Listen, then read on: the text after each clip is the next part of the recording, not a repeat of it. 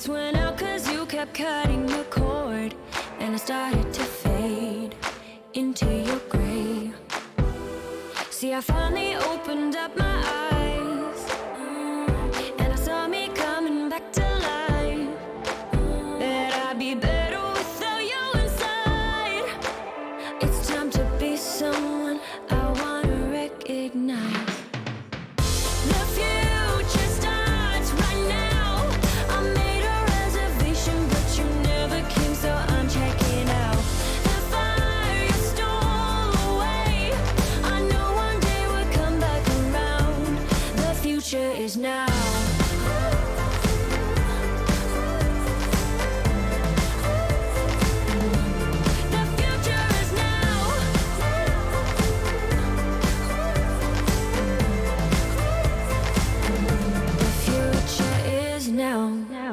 I waited for you in the passenger seat. There's only so far I can ride in your dreams.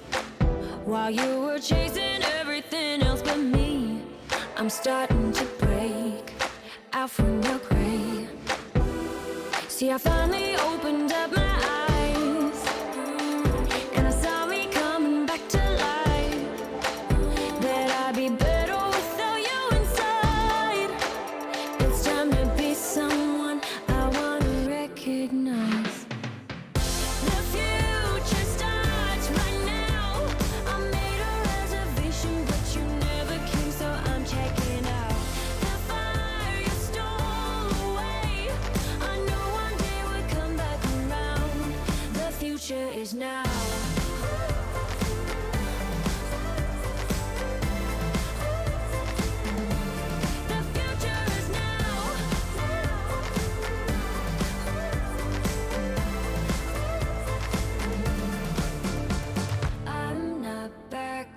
Down, 'cause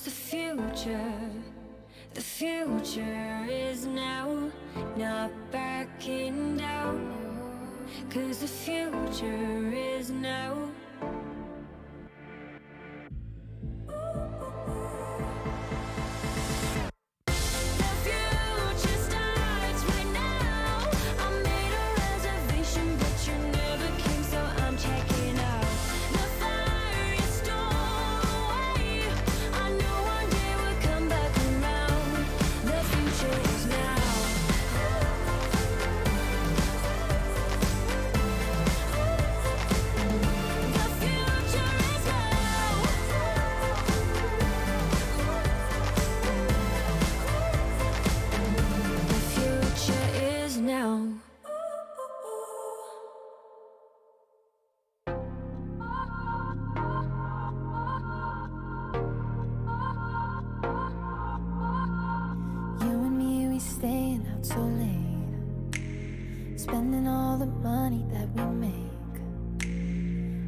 Vodka and big lemonade.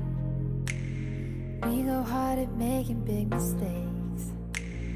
They say we're bad for each other, but they don't know us. They don't know us. Ride or die, we gon' stick together. Ain't nobody I trust like us. Yeah, I know we're fucked up, but we're fucking amazing.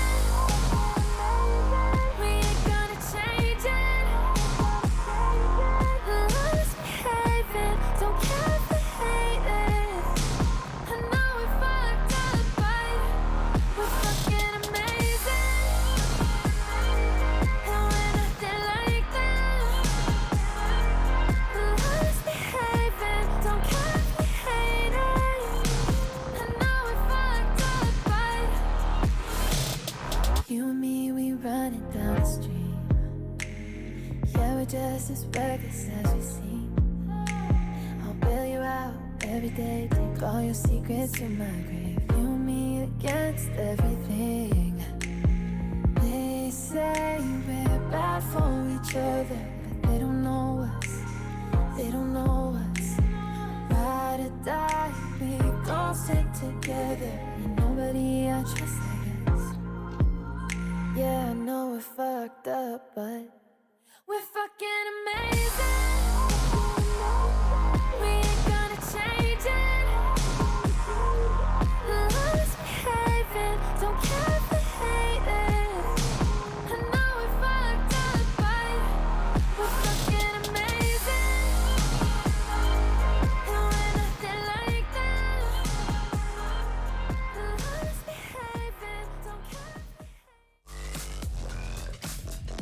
우리의 조세로이!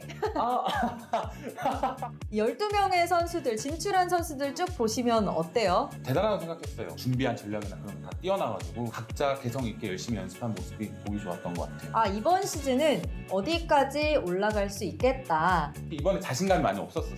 근데 막상 또 24강 무대에서 게임 하시는 선수들을 보니까 끌어올리더라고요.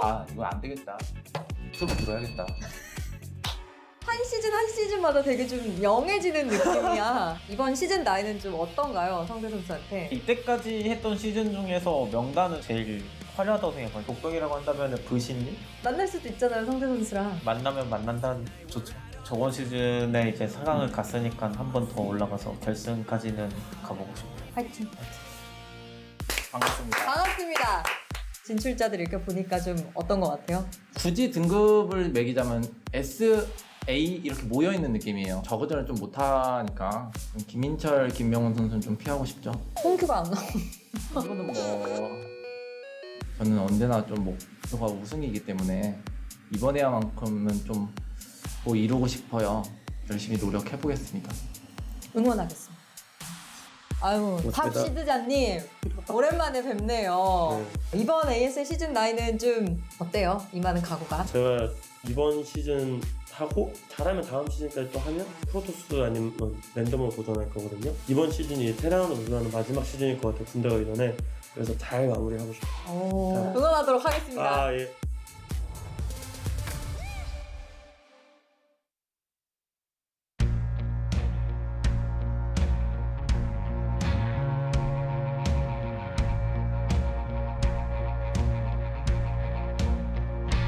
Dying tree fantasy.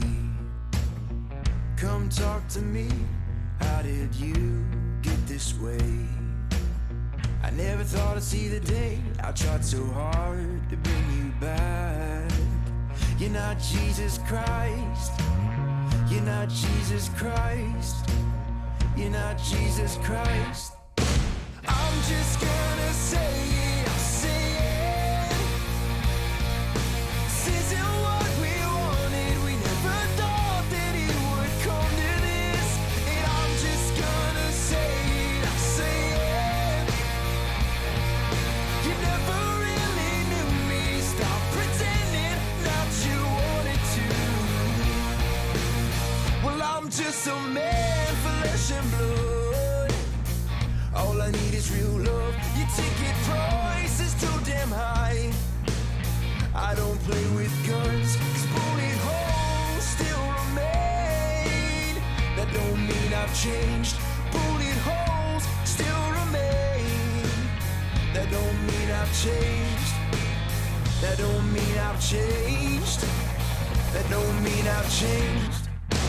I'm just gonna say it, say it. This isn't what we wanted. We never thought that it would come to this. And I'm just gonna say it, I'll say it. You never really knew me. Stop pretending that you wanted to. You got your gold streets ahead of you. You got your gold streets ahead of you, but you can't keep my name furthest from your mouth. You got your gold streets ahead of you. You got your gold streets ahead of you. You got your gold streets ahead of you. I can imagine what away you. Who we are, who will we be? Let's start the fight. ASL 시즌 9 Reflection.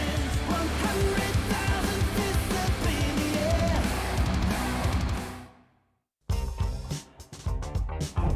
와, 이영호 선수 윤찬희 선수를 뽑고 싶다고 이야기했다면서요? 보고 싶어 하는 것 같아요. 저는 안 뽑을 그래요? 생각이었는데 개인 방송 하고 있는데 자꾸 시비를 걸더라고요. 시비를 걸었어요? 네, 얘가 드디어 미쳤구나. 궁금한 게 있는데 오.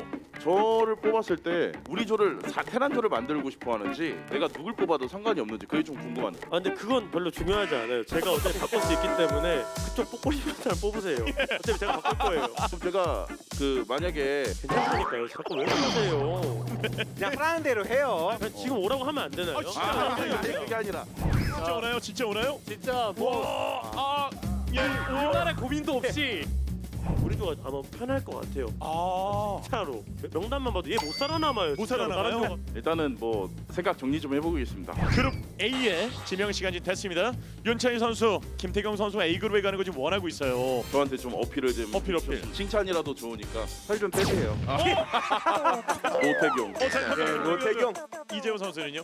A 그룹 들어갈 수 있는 기회거든요. 제가 볼 땐 저를 뽑는 게 가장 베스트지 않나. 테란끼리 하면 또 편하니까. 이번 조지명식 재호 형한테 재욱이 형이 놀아나는 것 같아요. 지금 위너가 재호 형밖에 없거든요. 재욱이 형이 갑자기 자기가 희생해가지고 자 이재호 이재호 있습니다. 이재호 아니 빨리 빨리 딜을 결정해야 돼요. 선택 잘해. 예. 와 재호 형이 진짜 똑똑한 것 같아요. 재호 형 말대로 될 것 같습니다. 그대로 될 것 같다. 진짜 아니 그거 안 쳤어요 이재호. 진짜 이재호야?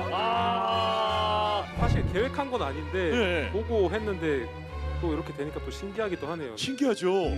이재호 선수 이번에 들어올 선수를 직접 선택을 좀 해야 되는데요. 네.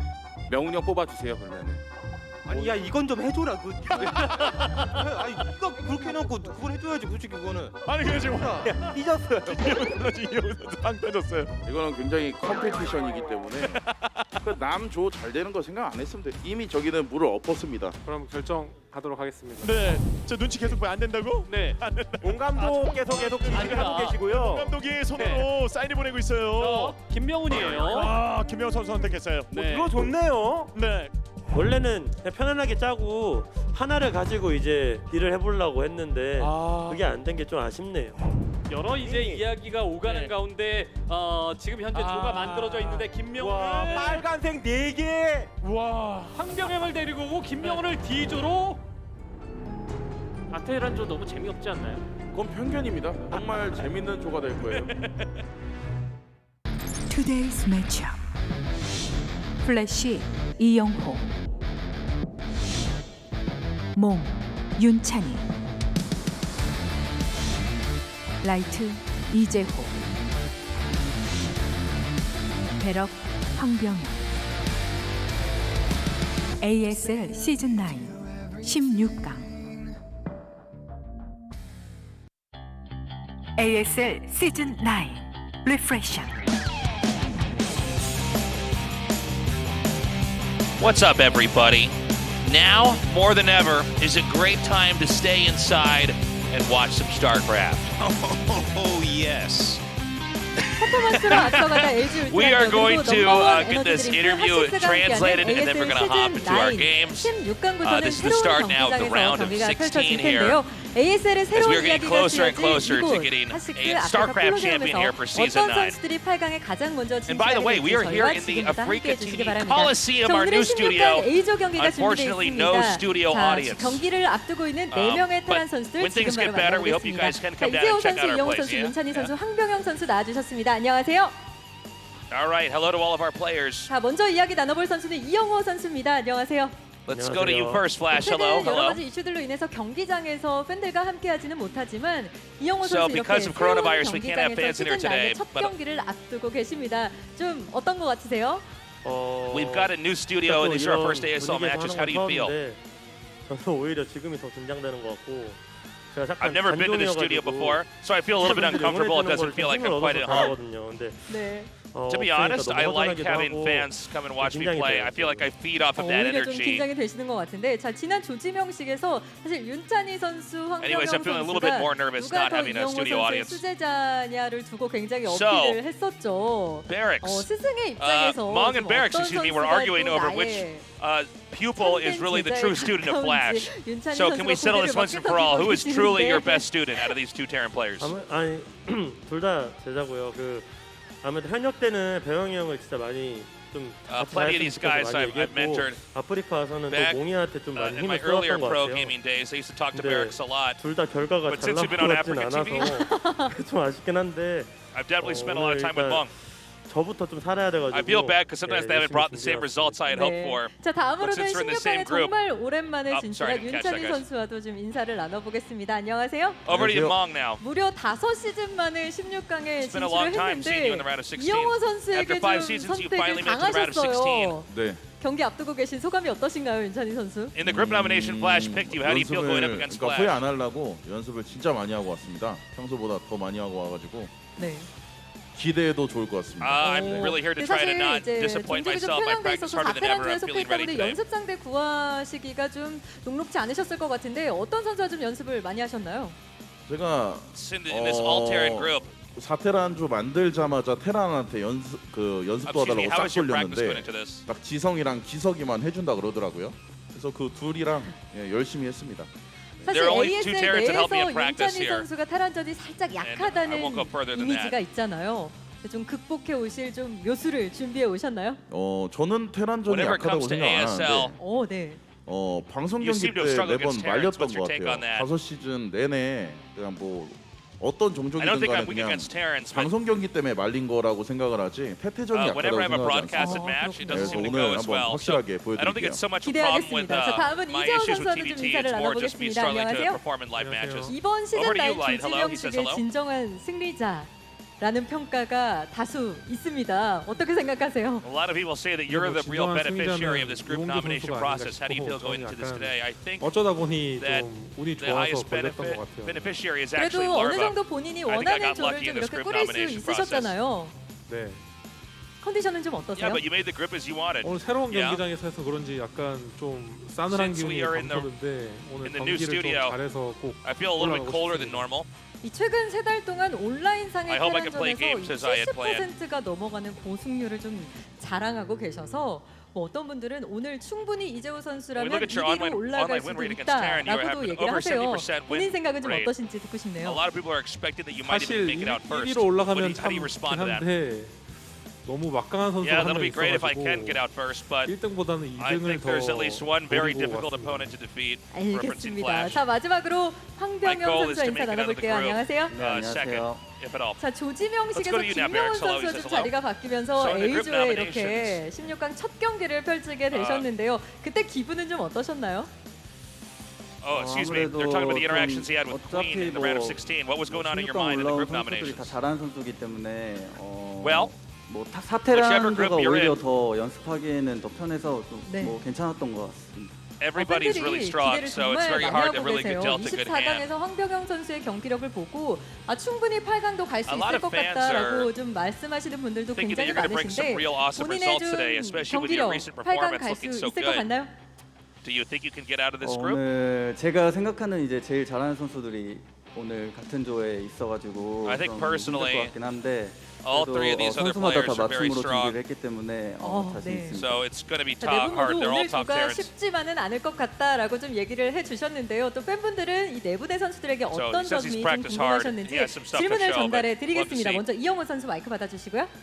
Can we go and hand the mic to 보통 Flash, please? 팩대전이 다른 종족전에 비해서 좀 대치가 길고 스피드가 좀 떨어진다는 느낌이 있어서 다른 lot of people 종족전을 조금 say 더 선호하는 분들이 TVT is a 많으신데 long matchup, 팩대전을 재미있게 and the 보려면 game speed is a little 어떤 bit 걸 sluggish. 중점적으로 좀 봐야 하나요? So, 라는 as the 질문을 best Terran in the world, what should we 남겨주셨네요. look 본인 for to 경기면 enjoy 된다 뭐 이런 TVT? 대답이 나올 것 같은데 What's 제 the best 생각에 parts of TVT? 어떠세요? 제 게임을 자주 보시면 저는 15분 이상 잘 안 넘어가요. 그래서 Just watch my 너무 games. 태태전이 재미없다 싶으시면 제 방송 자주 보시면 됩니다. My 제 games are not 예상에 usually 맞는 over 50 답변을 minutes, so 해주셨어요. just sit back and enjoy my 나머지 세 TVT. 분의 I'll give 테란 you that. 선수들께도 좀 여쭤보고 싶어요. 같은 질문을 좀 중점적으로 보면 재밌게 볼 수 I'm 있다 하는 게 curious 있나요? 세 분의 선수들. hearing what you, from the 윤찬희 other 선수 players. How 어떠세요? are you supposed to enjoy TVT as a matchup? Go to Mong? 치킨 한 마리 시켜놔야 됩니다. 치킨 한 마리 네. 시켜서 먹으면서 네. 봐야 재밌게 볼 수 있다. 그렇죠, You 그렇죠. said we need some fried chicken? 알겠습니다. 굉장히 좋은 꿀팁을 알려주신 것 같은데요. 자 다음 You said it was 질문을 fried 윤찬희 chicken. 선수께도 드려보겠습니다. 항상 ASL 조지명식마다 이영호 선수에게 Over to you, 좀 Mong. 영혼이 탈주하는 모습들이 많이 In the group 연출이 nomination of 됐는데 ASL, 이번 시즌에는 이 치욕을 어떻게 You 갚을 always said it as a 예정이냐고 victim by 질문을 Flash. 남겨주셨어요. 근데 저 솔직히 모르겠어요. 저도 I don't really know. 경기하기 Honestly. 전에 괜히 말하면 제가 머리에 맴돌거든요. 그래서 만약에 이기면 이따가 그 승자 If I say something before a match, it 승자 kind of lingers 인터뷰에서 in my mind. 말씀드리겠습니다. 알겠습니다. If I have 기대하도록 something to say, I'm 하겠습니다. going to say 자, it. 다음은 이재호 Excuse me, 선수에게 I'll say it in 질문을 the winners interview. 드리겠습니다. 최근 기세도 만만치 않고 또 Okay, over to 이번 Light. 조지명식에서 최고의 수혜자로 손꼽혔는데 번번이 Seems like 이영호 you've had really 선수를 good 만나 momentum. 발목이 잡혔던 또 경험이 있으시잖아요. 네네. 이번 시즌에 이영호 선수를 뛰어넘을 수 있을까요? But whenever you 라는 face 질문이 off against 올라왔습니다. Flash, 근데 좀 긍정적으로 you 생각하고 fail to make 있는 it to 게 the next round. 일단은 16강에서 같은 조면은 이제 8강에서는 같은 조가 안 되잖아요. 만나지 않죠. 네. 그것 때문에 일단은 올라가는 데 목표를 두고 있고요. 올라가서 만약에 Since we're in the same group in the round of 16, 그 지난 시즌에 we're not going to meet in the quarterfinals. 떠올리면서 So 열심히 my goal is 준비해가지고 꼭 이겨보도록 하겠습니다. 자신은 escape to the 있으신 next round. 상태인 것 같네요. 자신감은 So anyways, he says, I have 연습에서 some 나오거든요. plans, 저는. 근데 on 연습을 how I'm going 충분히 to 하면 advance. 아마 자신감 가지고 임할 수 있을 He 것 says 같습니다. it seems like you're 기대하도록 confident. 하겠습니다. 자, Yeah, I 마지막으로 think 황병영 confidence comes from 선수에게 practice, 질문 though. 전달해 드리겠습니다. 황병영 선수가 24강에 출전했을 때 맞아요. Over to Barracks. 채팅창에 잘생겼다는 말이 정말 많이 올라왔어요. 그리고 When 스타 you played in the round 잘한다라는 of 말도 정말 24, 많이 올라왔는데 이 두 칭찬 a lot of 중에 people are 어떤 saying 게 that you 더 are a good-looking 듣기가 guy. 좋은지 더 짜릿한 And also that 칭찬인지 you're a 물어봐 great player. 주셨네요. Is it more important to you to be a good-looking guy or to be an excellent 둘다 player? 좋긴 한데 아무래도 전 선수기 때문에 I like both, 좀 honestly, 예전부터 but- 스타 잘한다는 소리가 훨씬 좋은 것 같긴 해요. 예. 그 다음으로 기분 좋은 칭찬은 그러면 But as a pro player, it's more important for me to be a good player. 맞습니다. 칭찬은 언제나 듣기가 좋죠. 자, 팬들의 질문에 성의 있게 대답해 주신 So it's 네분의 always good to hear 선수도 오늘 people 좋은 admire my 경기 play. 기대하겠습니다. 인터뷰 고맙습니다. All right, thank you.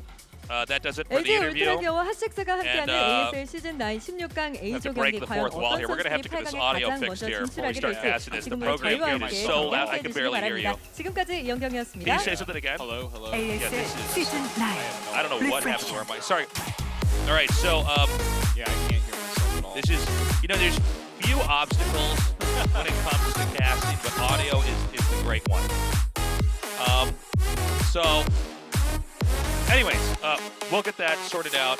For now, you are a faint whisper in my ears, despite being right next to me. We do a mic test and then everything's changed. Yeah, I don't know what happened to our audio I right don't know now. I'm what's sure going it sounds on, fine for you guys at home, but like right now, I'm not so sure. Artos's voice sounds like this in my Yeah. ears. Like that's the I volume don't that know I'm what's getting going at. on. It's crazy. So we'll get this figured out soon. We're here at our new studio at the Africa Coliseum over here in Jamshil. Obviously, with coronavirus, we can't have any live audiences, but once things start to get sorted out, as the curve continues to flatten here in Korea, which, by the way, they've been doing a great job with their handling of the coronavirus thus far. Sure seems that way. It's really like a model country to follow as unfortunately, this virus continues to spread around the world. Again, a great time to stay inside and watch some StarCraft. So we hope we can get you through some of those of you who are quarantining yourselves or just trying to play it safe and stay back. Yeah. By the way, our new studio right next to the tallest building in the entire country. That's right. Lotte Tower, I believe yeah. the 6th tallest building in the world. It's pretty darn tall. I've been yeah. to the top. It's got a It's great very view. cool to be down here at the new studio. I know that we're having some audio problems right now, but that, of course, once that gets fixed, it's going to be Well, it's basically... our first day, so yeah, you got to expect anytime something when you're like in that. a new studio environment, there's always a chance for something to go wrong. But once we get that sorted out, this will be fine. And I think we'll probably have that fixed before the end of this broadcast. Am I here. any better in your ears at this point? You are slightly more loud. Yeah. But I'm not. Still No, so I'm not. soft. Let me check something here. Check. Okay. We've been informed they're going to fix the mic coming up here. Yeah. Anyways, this is more of a prompt for our toast than you guys at home. So sorry about that. We'll have a fun time casting all these TVTs. That's by right. yourself. That's right. It'll feel like I'm shouting to you down a hallway. Yeah. So here's what the round of 16 looks like right now. All these groups, very exciting. If you're a student of TVT, today is your day. We've got the best Terrans, all different play styles. It's going to be fun. Oh, yeah. This is a great TVT group. I'm very, very excited about it. Overall, the groups have lots of mirror matchups, which I think kind of speaks to the strength of, well, the difficulty of StarCraft, really. We've seen this in the past. Oh, my voice, I think, is getting a little bit better. Yeah, you're sounding better. Same with me. Okay, that's good. We've got the levels thank God. much better. Whoa, But we'll I see feel when like the game that, starts, though. that speaks well to it. Anyways, let's talk about some of our new maps. We have 2 new maps joining us here. Yes, please. Horizon Lunar Calling is this one. So this is a 4-player map, and it has some very interesting different spawn things that can happen. Like, let's say that you spawn at 12 o'clock, and then your opponent spawns at 9 o'clock. There's an island in between you. Right. Right. Those are the only islands is top left and bottom right. Whereas, let's say you spawn at 12 and your opponent spawns at 3, then you kind of share this middle expansion in between that you can get to by ground. So it's a very weird map. I haven't actually gotten to play on it. I've seen the pros play it a little bit, but Yeah, there's some interesting things about where the buildable terrain is. So, for instance, if you take an island, you see those blackish tiles that are around the island bases in the corners? Right. None of that's buildable. So, like, you can't just turret up or cannon up or anything. Right. Like, it's very, very friendly to dropping the bases to kill them if you do take them. And island locations are very significant in a Terran versus Terran. They this certainly is a matchup can where be. eventually Yeah. dropships become a must, and then you know, all the races operate differently. But you know, for instance, very hard for a Protoss to reclaim an island with some shuttles, compared to like massive drops of Goliaths and tanks. Yeah. And so I'm looking forward to seeing what kind of role that plays. And I think that non-buildable terrain is very important to note here. Also, it's a double expansion in the center. The corner, the top right corner, bottom left corner, there's very weird ramps rather, that lead up to the actual base location. So even though you can kind of easily flow down into that area, you can kind of make it harder to break because of that. Yeah, I don't know. I don't have a whole lot to say about the map yet. We're just going to have to see how it goes. Oh, there's small ledges over the naturals, too. That should be pointed out. Polyvoid is a little bit more normal, excuse me, of a map. It's just got kind of a normal natural expansion that's down your ramp to your main base. The third base is where it starts to become a little bit more interesting. It's kind of like reverse Gladiator, you can think of the third base. So instead of being like on a low ground pizza slice, you're kind of on like a high ground strip. With gigantic ramps on either side. There's not very much buildable terrain there, so you can't just clog it completely with buildings. Yeah, and then the fourth base, once you have your third up, is not that hard to take and to defend. It seems like this could have some pretty long TVTs, but it there's certainly also could. There's also the possibility for a lot of circulation in the way that the middle of the map is set up. Yeah. You know, a lot of TVT it's like Go, where you're trying to surround the other side. And so whenever you see map setups like this, especially in the middle, it's always interesting to speculate how the games are going to go. If anyone takes those high ground expansions that I'm calling third bases, in TVT it's less likely to be a third because it's a mineral only base, so it's not as valuable. Gas much more important than TVT. Yeah, that's for sure. But if anyone can take that in front of you, you're going to be in some trouble because the high ground advantage with siege tanks containing you would be very, very difficult to deal with. So yeah, that could be an interesting map for TVT because of that. So those are our two like really new maps. Also, Hitchhiker is going to join us in this round. That's right. And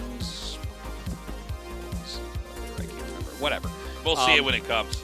But yeah, these are the two very new maps that people haven't seen before, haven't been on the ladder and things like that. Right. So this is going to be some pretty fresh games. And by the way, with these predictions, I think this is sort of it's what you just should to be predict. expected if you're at all a reasonable human being.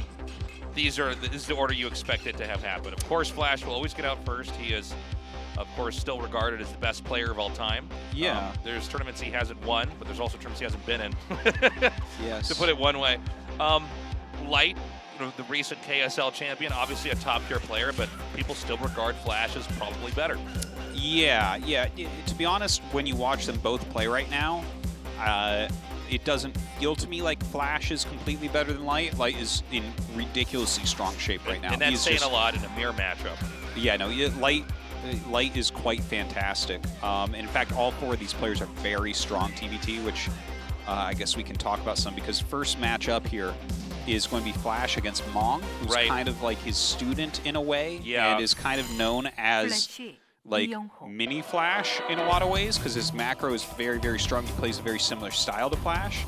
I actually saw them play a TBT yesterday or the day before. I can't remember exactly. Everything kind of runs together because all I do is sit at home and watch StarCraft. Oh, tell me about it, man. Yeah, I have barely been outside. Yeah. But yeah, they played each other on Neo Sylphid, and it was like a 45-minute game that Flash barely won. So crazy. Now, to be fair, it opened with Mong getting a build order advantage where he got like 5 extra SCVs killed off early on, which is a gigantic difference. But that shows you what some of the volatility that can occur in TVT, because there's no like perfect build where you can just open with this and you're not like, there's builds in TVP and TVZ that cover basically all the bases where you're like, okay, I can get into the mid game. Yeah, there's these really well-rounded openers where you're kind of safe against everything. Whereas in TVT, sometimes someone can just do a build that gives them a little bit of an advantage, Don't expect Flash to die to anything early, but if someone of Mong's stature gets an advantage on Flash early on, that's going to be a close and difficult game for Flash to win. TVT as well, more so than I think any other matchup. Frankly, I think in any other RTS games, maybe some exceptions in Warcraft 3, but this is really a matchup of stamina. You need to be on top of your game. The games can go on for a long time. Getting a lead, it's hard to keep it. You know what I mean? You have more that you have to kind of solidify as far as map control. I think the most significant shift in the matchup is when +2 attack finishes. That's when tanks can two-shot each other instead of 3, which means it's very, very difficult to break any ground. And it's an inevitability that we will get to that +2 attack, assuming the game doesn't end earlier than that. Anyways, our game is ready to go. This is Flash versus Mong on the map Horizon. ASL 시즌 9. Look how pretty it is. Look how big that screen is. By the way, you sound great, Naruto. Yeah, that's how fast they are here at AfreecaTV. We're the best. We had a mic problem to start. Boom, already done. 호라이즌 달기지에서 게임을 We do a good job. 시작합니다. We run a tight ship here at AfreecaTV. Very weird doing this without an audience, though. Yeah. It feels very much like we're just in somebody's house right now. A little bit. know? Well, especially considering you and I are in a closet casting this. That's true, yeah. Okay, so we have. I think we should vertical exaggerate spawns. this. Be like, yeah, there's actually a toilet right next to me. We're in the bathroom. Okay, so it's vertical spawns, right? Which I think that it's more likely that this is going to be a longer game. If you are sharing, like if you're closer spawns, like I was mentioning, you're either sharing an island or you're sharing a land base in between you. So for instance, like let's say that as a third base they want to take islands. Yeah, that's really far away for their opponents to attack, and it's not like they can quickly drop in each other's mains or anything like that. So yeah, this is already looking like it could possibly be a longer game just because of that. A few things to mention. And by the way, everyone, please spread the word that ASL is on. We are one of the only esports events that's still going on. Yeah. And I should point out why that could be, because first of all, Korea's been doing a great job handling this, but we're all just here in Seoul. Korea's been doing an excellent job with everything, and we don't have to fly anybody in overseas. No, Everybody's just here. Very So true. Everyone lives here. We don't have anyone good enough that's not here to play in ASL. So. That's right. That's right. So. I guess due to the funny circumstances of StarCraft, we can continue to move on. Yeah, no, the best players in the world. Also, one-on-one game, you know, not a lot of people. That's so true. That's true. Not a big gathering. But, what was I going to say? Anyways, yeah, tell your friends to come, I come think that tune in. And there's been such few esports events, especially with StarCraft going on. I think sometimes people can forget when things do start up. Yeah. We're on a quiet corner of the internet here. So. Yeah, we had that week off as well. Yeah. So... yeah, here we are, and it looks like they're both going for gasless expands to open up here. Not a big surprise to see. That's just going to kind of give them a jump start right on their economies. It'd be interesting to see how they adjust. You know, with Flash as well, I mean, I expect this to go in a pretty obvious direction here. I feel like Mong is going to do a good job and hold his own, and eventually Flash is just going to topple him. Yeah, this is generally how Flash's TVTs go. You know, he's Flash is like I watch Flash very, very much. Yeah. And I try to watch all the Terran pros as much as I can. But watching Flash and TVT, you know, I was watching some extras of his TVT matches to get ready for today, and it's hard to explain what he does so much better than other players, because sometimes he'll get behind on those openings, like I mentioned, right? Because that can just occur. Yeah. And that sometimes is out of your hands, where you're just like, you chose this build and they chose this build, and it's like, oh, okay, like you have a Wraith and I have 3 factories and now I'm in some trouble. Yeah. That type of thing. But what you're likely to see from Flash in some of these engagements is he's so perfect at engagements with small to medium amounts of Terran units, of course with big ones as well. But the thing that really impresses me that I haven't seen any other Terran be able to do, like let's say that there's a battle where he has 3 tanks, a Goliath, 5 vultures, right? And you have something similar. He'll get into the battle and he'll do things like one of his tanks siege and he clicks it on one of your tanks, and the 5 vultures run up and do the exact right number of volleys to kill the tank with that shot, and like he'll lay 2 mines exactly where they need to be, where it's just like he'll control the battle. All the I play so much StarCraft, and I'm reasonable at TVT and engagements, and like he'll go into engagements and I'll be like, this isn't going to work, and he will come out of it with a tank left and his opponent's army's dead. Yeah, like, it's crazy. What? Like most players will lose all their units and their opponent will have 3 tanks left, but he'll kill them all and have 1 left, and it's like, how? I don't think this gets enough emphasis. This aspect of Flash's play is, you know, a parallel example would be the way that Moon plays Warcraft 3, where like he just sometimes takes engagements that you're not supposed to take, or everybody else thinks you're not supposed to do it. He just micros better, and then comes out on top. Sure. You certainly see that with Flash. I mean, really, when you look at a lot of these really technical games, some of these players are so clean with their units and what they do. They know exactly why they're attacking this and not that, where to target, when to pull away. It's really incredible. Yeah, it's a super impressive feat that Flash can pull off in some of these battles. And since they're both opening with 2 factories, it's definitely something we could end up seeing. You see, this is just as mirrored as it can be right now. Right. And it's been a pretty slow start here for this TVT, which makes sense. You're far away. Yeah. You know, we're waiting to see where the fork in the road is going to be. That's always the big question in any mirror matchup, is when do they start approaching it differently? I mean, you know, RTS is funny because you could talk about balance all you want all day, and you know, I think it's almost a problem inside the game is people whine too much about balance, right? When it's probably more pragmatic if you're a player, you're trying to be a student of the game, to just start to try to learn the best way to play the matchup. Yeah. But when you get to mirror matchups, that's when it gets very interesting. There really isn't any way to complain. And you can see people play there's mirror ways to matchups. complain. I can show you some, but but you know what I'm saying. Yeah, totally. You know, you can actually just see 2 people approach the, you know, with the same units, the same assets, the same income, a completely different way, and then find out where, you know, it comes out on top. And as an example, in PvP nowadays, we're seeing Rain is just such a dominant player. It's terrifying. Yeah. I mean, he just, in that matchup, he seems to have suddenly hacked it with his mind. He has an answer for everything. He makes it look easy. He always seems to be driving his race in the right direction. Yeah, and you know? really, when you look at it, that shows like the mark of a true master of a race is how good they are at their mirror matchup.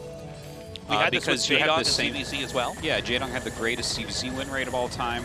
Rain had the greatest PvP win rate of all time. Bisu had a ridiculous PvP win rate. Flash had the all-time TVT win streak. Right. You know, stuff like that. I remember Nada specifically, who's like basically the other most respected Terran of all time next to Flash. Right. Had the most outrageous TVT win rate as well. And yeah, it's definitely very true. So we have the first dropship coming out. This is from Flash, headed northbound here towards the main of Mong. Yeah, this is really You said, interesting. what, it's 4 vultures in there? I'm not sure. I think it is, though. I don't think it would be 2 tanks, but... No, it shouldn't be 2 tanks. That wouldn't make any sense. You're not getting any real damage done with that. The Vulture's going to kill stuff way quicker. Oh, Goliaths. Okay, that makes sense, Very too. nice, very nice. Yeah, you see actually Mong made 4 Goliaths as well, but they are not up here. So Flash already gaining a little bit of an advantage. One thing to point out here with the Goliaths is that this is one of the easiest ways to escape with a drop here, is because they can't drop on top of your drop because your Goliaths will shoot down their drop ship.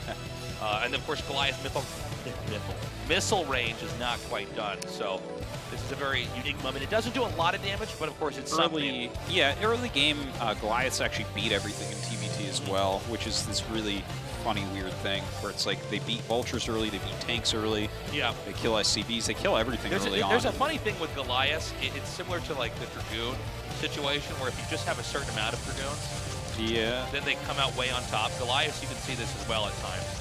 Yeah, against like tech, they don't scale super well. Like really high-level tech for anyone starts to really wreck Goliaths. Like when you just have, when it's like, oh, now you have 6 siege tanks. Okay, Goliaths don't do anything anymore. But before that, they're amazing. Yeah, in tiny numbers, they can do quite well for themselves. They're also very responsive when microed.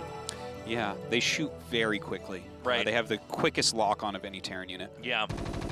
And their shots are instantaneous. It's not even like a Dragoon volley, for instance, where the little plasma ball or whatever it is has to connect with the animated target. Well, taking a look here, right? Looks like Flash is actually kind of marauding about the map a little bit. He's got a couple drop ships here. He's staying very active here, right in the middle. Is this spotted by one of the spotter Marines here from Mong? This is 3 drop ships. Are those all full? Oh my god, yeah, they are. They are. Hold on. He actually kind of flies into Mong's army as it's coming out. Okay, so Flash has so many units here. He's just going to wreck this. Yeah, he's just going to destroy this. And this is a lot of tanks to lose early on, especially on 2 bases of TVT. Your tank numbers are very important because you don't have a lot of extra gases right now to continue to make more and more. He's pushing up now. These mines are being delayed, but with this number of Marines and Goliaths, let's see if he does this right. Okay, one misplay there. The mine gets set off, but meanwhile, another drop over here onto the high ground. And I mean, Mong needs to stop this like yesterday, because once you're on top of the factories here, if you kill the few waves of units that come out, that's it. Just like StarCraft 2, you get on top of production, and it's like the game's probably going to end. It's so funny. Like Flash is just smashing face right now. This is honestly happening way quicker than I ever imagined. No, even from Flash, like with like basically the same openers, right? Yeah. Flash did a slightly quicker Goliath drop, and then just like took an engagement in the middle correctly with 3 drop ships. How do you even say this? Look at this. He's at twice the supply, literally, at 9 minutes, 55 seconds. Twice the supply. We did see Mong fend it off, but already the damage was done. He killed off a huge chunk of the workers. This is where you see Mong has basically been rocked, and Flash is going to come in again swinging and hopefully come out with a knockout blow in his case. Yeah. Wow. I'm just very, very impressed. I mean, it's Flash, so you kind of expect him to wreck, but no, I don't even understand how he could do it that hard that quickly. Yeah, yeah. Now, Mong doing what he can. I think this is a great idea. Just slow down the additional base that's coming here. By the way, immediate counter here from Flash, going for this free base. With the number of Goliaths there, he can't fly away either.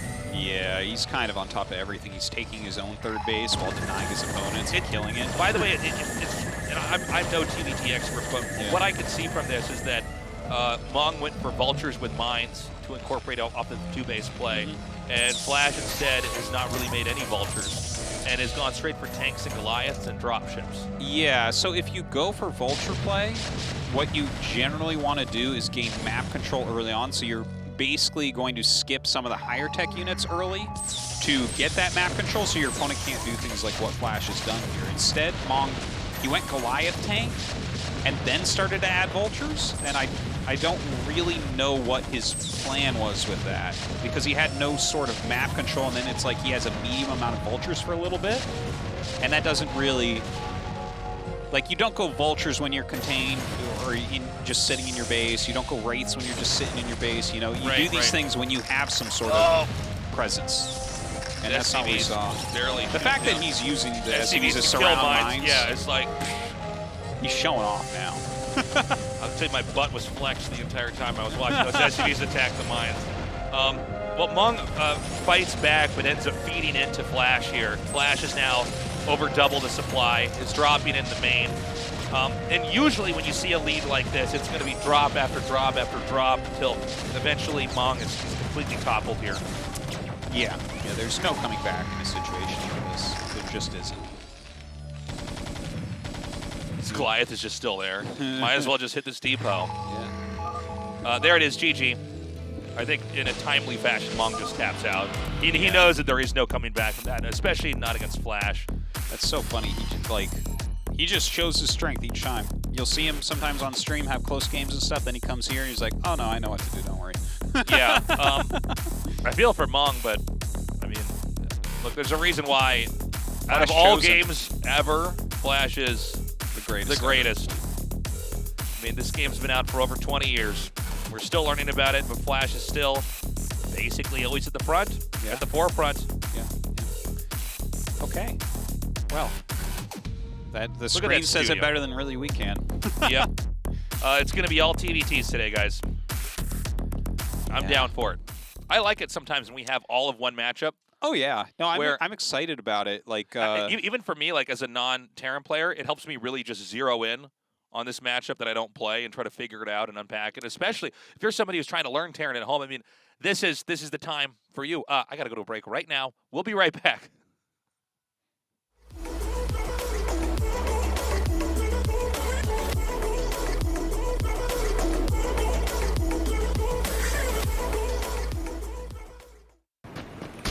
울트라 기어로 부드럽게 이긴다. LG 울트라 기어 게이밍 모니터.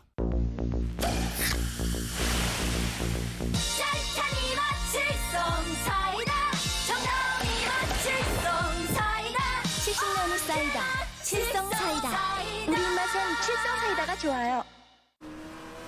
울트라 기어로 선명하게 이긴다. LG 울트라 기어 게이밍 모니터. 당신 뭐 핫식스 더킹 아세요? 핫식스 뭐요? 핫식스 더킹. 이거 정말로 맛있는데 제가 오늘 핫식스 더킹 먹으면 당신은 저한테 빨릴 거예요. 아세요? 이런 악마의 음료 이걸 빠시다니 그리고 핫식스 더킹 그 빨간 제품 있거든요. 열대 과일 맛이 나요. 열대 과일 맛.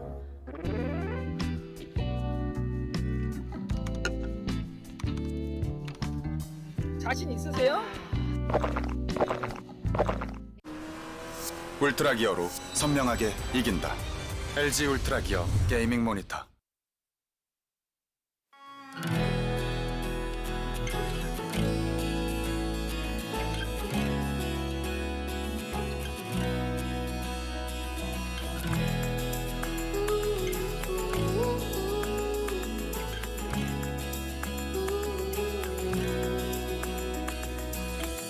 You look happy, so he deserves your heart. Do you remember that night when we danced at that bar? We were so amazing, and I was ready to be your man. But you told me there were things that I wouldn't understand. But I wish that I could show you a heart made of love, a heart made of promises. I'll never give you up. I wish that I could show you I'm not really scared. I wish we had the answers to all of your little prayers. Yeah, I wish.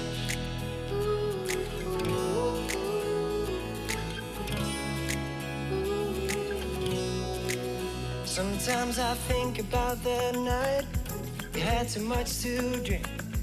Carrying my guitar while I threw up in your sink. You said you really liked me, but you needed some time off, and that the kisses that you gave me were made of love. But I wish that I could show you a heart made of love, a heart made of promises. I'll never give you up. I wish that I could show you I'm not really scared. I wish we had the answers to all of your little prayers. Oh, I did the month in 2 weeks' time. Try to act like you and make you mine. ASL 시즌 9 Refresh. What's up, everybody? We're back at the AfreecaTV Coliseum. This is our new badass, huge studio. We're doing ASL. You're not allowed in. No one is. No, just us. Not yet. This is VIPs only. VIPs only. Yes. We'll let P's in eventually, but That's like right. not right now. By the way, just so you know, we've got a awesome PC cafe connected to the studio. Oh, it's super It's super sick. bad-ass. The computers look like Transformer robots. Yeah. And we have a cafe here as well, so you can grab a drink while you're watching the show. Some food. Yep. We're right next to Lotte Tower here, so there's tons of restaurants. There's an arcade not far from where we're at too. There's just lots of stuff. An ice skating rink. I know you guys love ice skating. Okay. No, I just know. admit it. I know. That's the biggest I know overlap this is with the best. StarCraft fans. Yes, exactly. I mean, one thing that StarCraft fans all love is to ice skate. Yeah. And I'm not talking about hockey. I'm talking about slowly going in circles on a rink. Yeah. We're actually like 5 feet from Lotte World, for anyone who knows That's that. right. It's a very popular amusement park here. Yeah. That's inside a mall. Yeah, this is a wonderful place. That's Anyways, it's awesome. I'm so happy that we have this new studio. AfreecaTV kicks ass. Yeah, I haven't been this excited for something in a while. It's just cool to come down here to a bigger venue. For as old as StarCraft is, it's still on the up and up, man. It's crazy. Yeah. So let's talk about this match coming up here a little Please. bit. Light against Barracks. Barracks is kind of, for most people, coming out of nowhere right now. He was a pro gamer a long time ago. Obviously, he's come back. He's been doing well. He did very well in the AfreecaTV StarLeague. He showed great TVTs there. Here he is. He played fantastically in his previous group. He's a strong player. But then he's going up against Light, who right now, for a long time it was like Flash is by far the best, and then the next best is last, and he's by far the second best, and then it was like Sharp. Okay, or maybe mine, but right now Light has surpassed them all. He is second to Flash for Jaren. ASL 시즌 9 게임 준비 완료.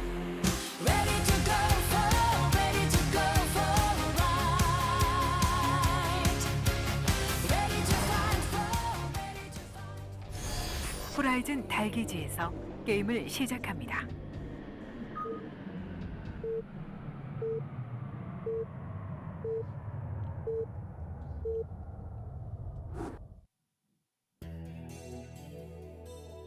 Okay, very different spawns this time around. They're both going to be hugging the lower right side of the map.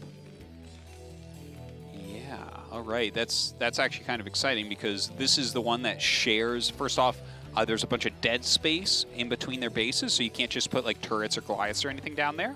It's from main to main, basically, except obviously where you see the mineral patches. Right. And then they share an island in that bottom corner. So the TVTs I've seen where spawns are like this, lots of drop ships, lots of just carpet bombing Goliaths and tanks out of them, trying to defend and counterattack your opponent. Now, Light, just like in our previous matchup, there is a favorite here. In this case, it's Light.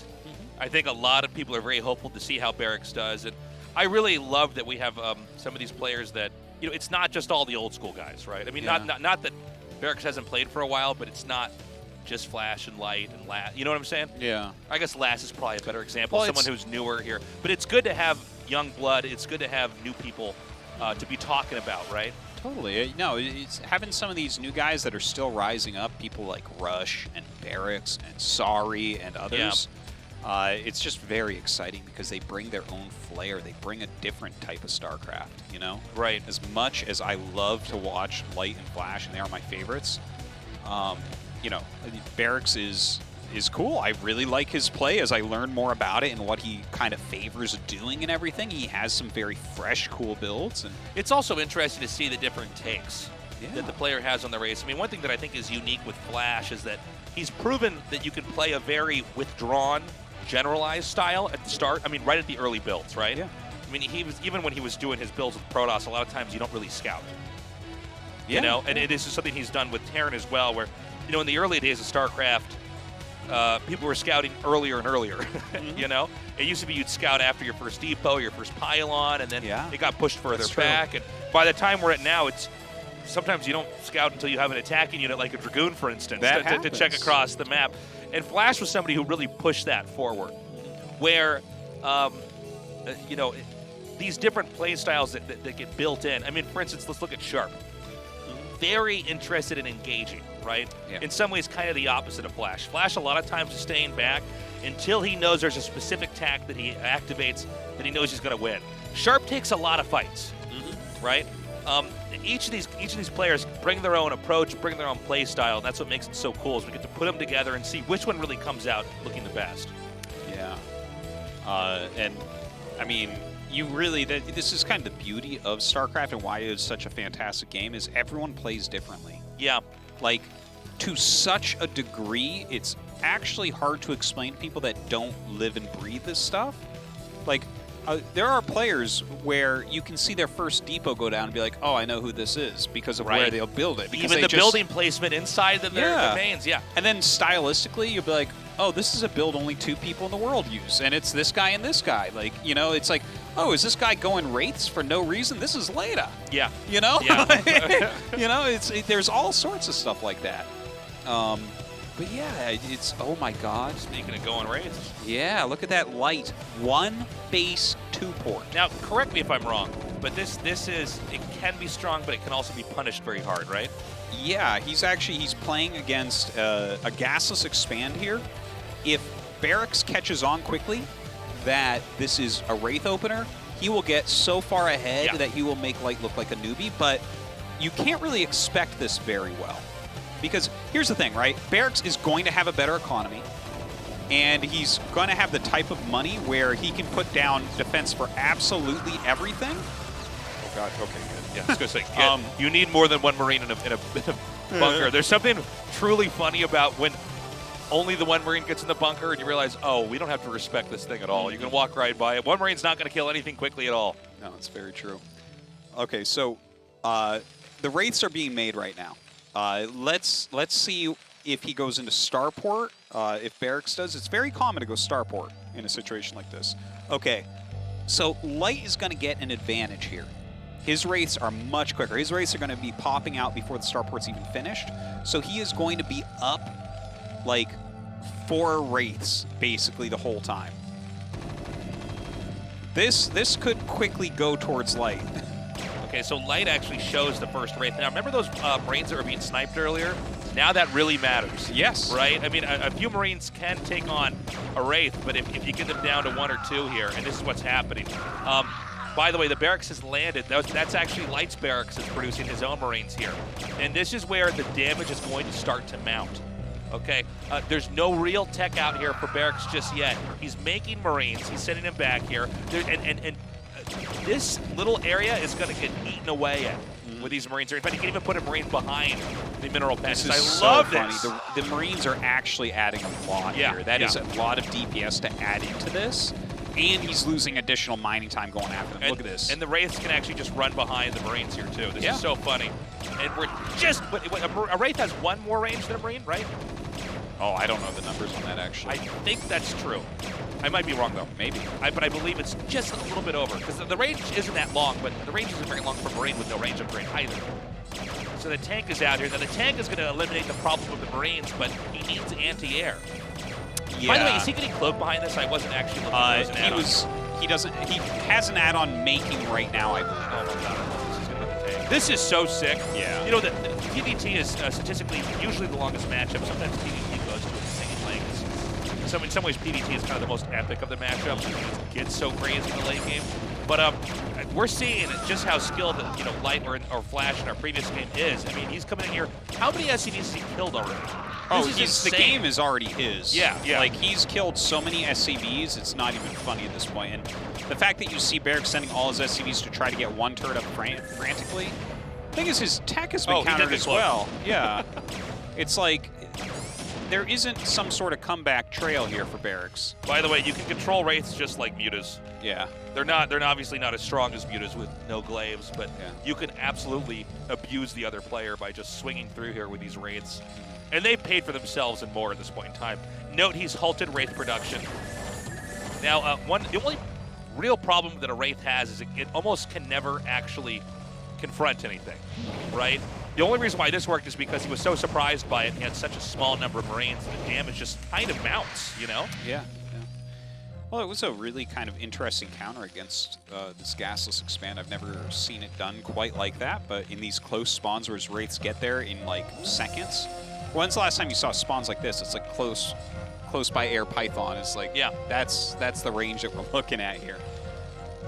And it's kind of funny too when you think about it, right? Because you actually need to utilize your Barracks as part of your wall-in with a gasless expand, so you can't float it into your opponent's base to scout the Wraiths. Yeah, this is one of the funny things that was first discovered in TVT was since buildings can fly and Marines are, not something you want to invest much into past the early game. Why not just use this thing to scout? You send it across the map and then you check it out and see what they're doing. And yeah, I mean, it's great, but because of that fast expand build, like you were saying, Artosis, you don't have the same opportunity to do the same thing. Yeah. Now, the problem here for Barracks is that he took so much damage. Like, he's technically alive right now, right? He has some Goliaths, so the Wraiths actually aren't going to do that much more. But what's going to happen here is Light has such a good economy comparatively. He should be able to just get up to more factories quicker, have map control. You can't drop him or anything. He has more Wraiths than you. You can't really go back into Wraiths. You have to spend on army so you don't just die. Right. And so Light can kind of do anything here. And Barracks doesn't have any real opportunity to stop him. Well, it's pretty extraordinary to do this much damage early on in Pro TVT. I mean, he got right in there and started killing SCVs. Usually TVT, it's very risky to ever try an attack too early. I mean, turrets are very strong. Siege tank in siege mode is very powerful, and it's almost impossible to approach without giving up something on your end to try to get in there, especially in early game mirror matchups. That probably won't lend itself to a lead in the long run, but in this case, Light pulled it off. And yeah, this is his game to lose now. He's decided to take a third base, which is just kind of like flexing his muscle here, right? He's got 3 factories. He's pumping out 2 siege tanks at a time. There's no way for Barracks to get damage done because he has to have anti-wraith, which is the Goliaths, and then obviously you need siege tanks. But like we were talking about before, once you hit a certain number of siege tanks, the Goliaths don't do very much anymore. Right. He's just kind of setting up a defensive siege line. His wraiths continuing to scout the map. Beautiful play from Light. Whoever is sieging in the middle of the map usually is telegraphing to us as people watching the game as that's the person who thinks they have the lead. If you're able to start to get a surround on them, you're confident that you can hold a position in the center. TVT is funny in that, you know, most StarCraft matchups you want to see who has what base, but on TVT it's more of who has more of the overall map. Yeah, the bases can kind of come later because you can get so cost efficient. It's very hard to break tank lines with tanks. Right. So these wraiths continue to pay for themselves. My God, picking off the Barracks now, that's so annoying. We don't have enough factories yet for Barracks. Okay, so he's continuing to loop around here. Yeah, I mean, Light is going to just slowly get a good surround over here. If you're Barracks, how do you try to get out of this? It looks like he's trying to go for a dropship, but like he's contained right now. He has less bases and he has less factories. So like you're behind in every single way. Yeah, how do you get out of this? It's a really good question. And if there was like a direct answer, then nothing would mean anything, I guess. Right? If I could just be like, oh no, this is how you come back from this position. Like, no, this is a mirror matchup. They have the same units. You know?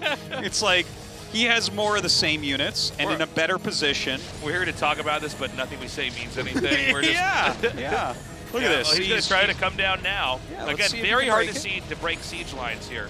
Wow, I feel like this damage is almost too evenly distributed with all these tanks as they continue to get the siege tank damage off. The spread was perfect from Light. Yeah. If you have a few more of those clumped closer together, Barracks actually would have cleaned this a lot better because he brought a bunch of SCVs and everything. Although I think Barracks did as good of a job as he could there. But you could see the siege tank line just gets pushed a little bit further back. Yeah. And Barracks is in the same problem he was in before. Yeah, very much so. And the thing is, you can take a further back siege tank line because you have more bases as Light. He has 3 bases. He can go up to like 8 facts pumping right now. And like the best that Barracks can probably do is what he's doing here, which is just going dropships. And the thing is, you can't try to break anything again because you need units to defend and you need units to put in your dropships. So even the fact that he tried to break that at all is a little bit like, I think he thought he was going to break it better than that, which is okay if you can. But now he just lost a bunch of units, and it's like, well, now you have to defend and drop. How are you going to do that?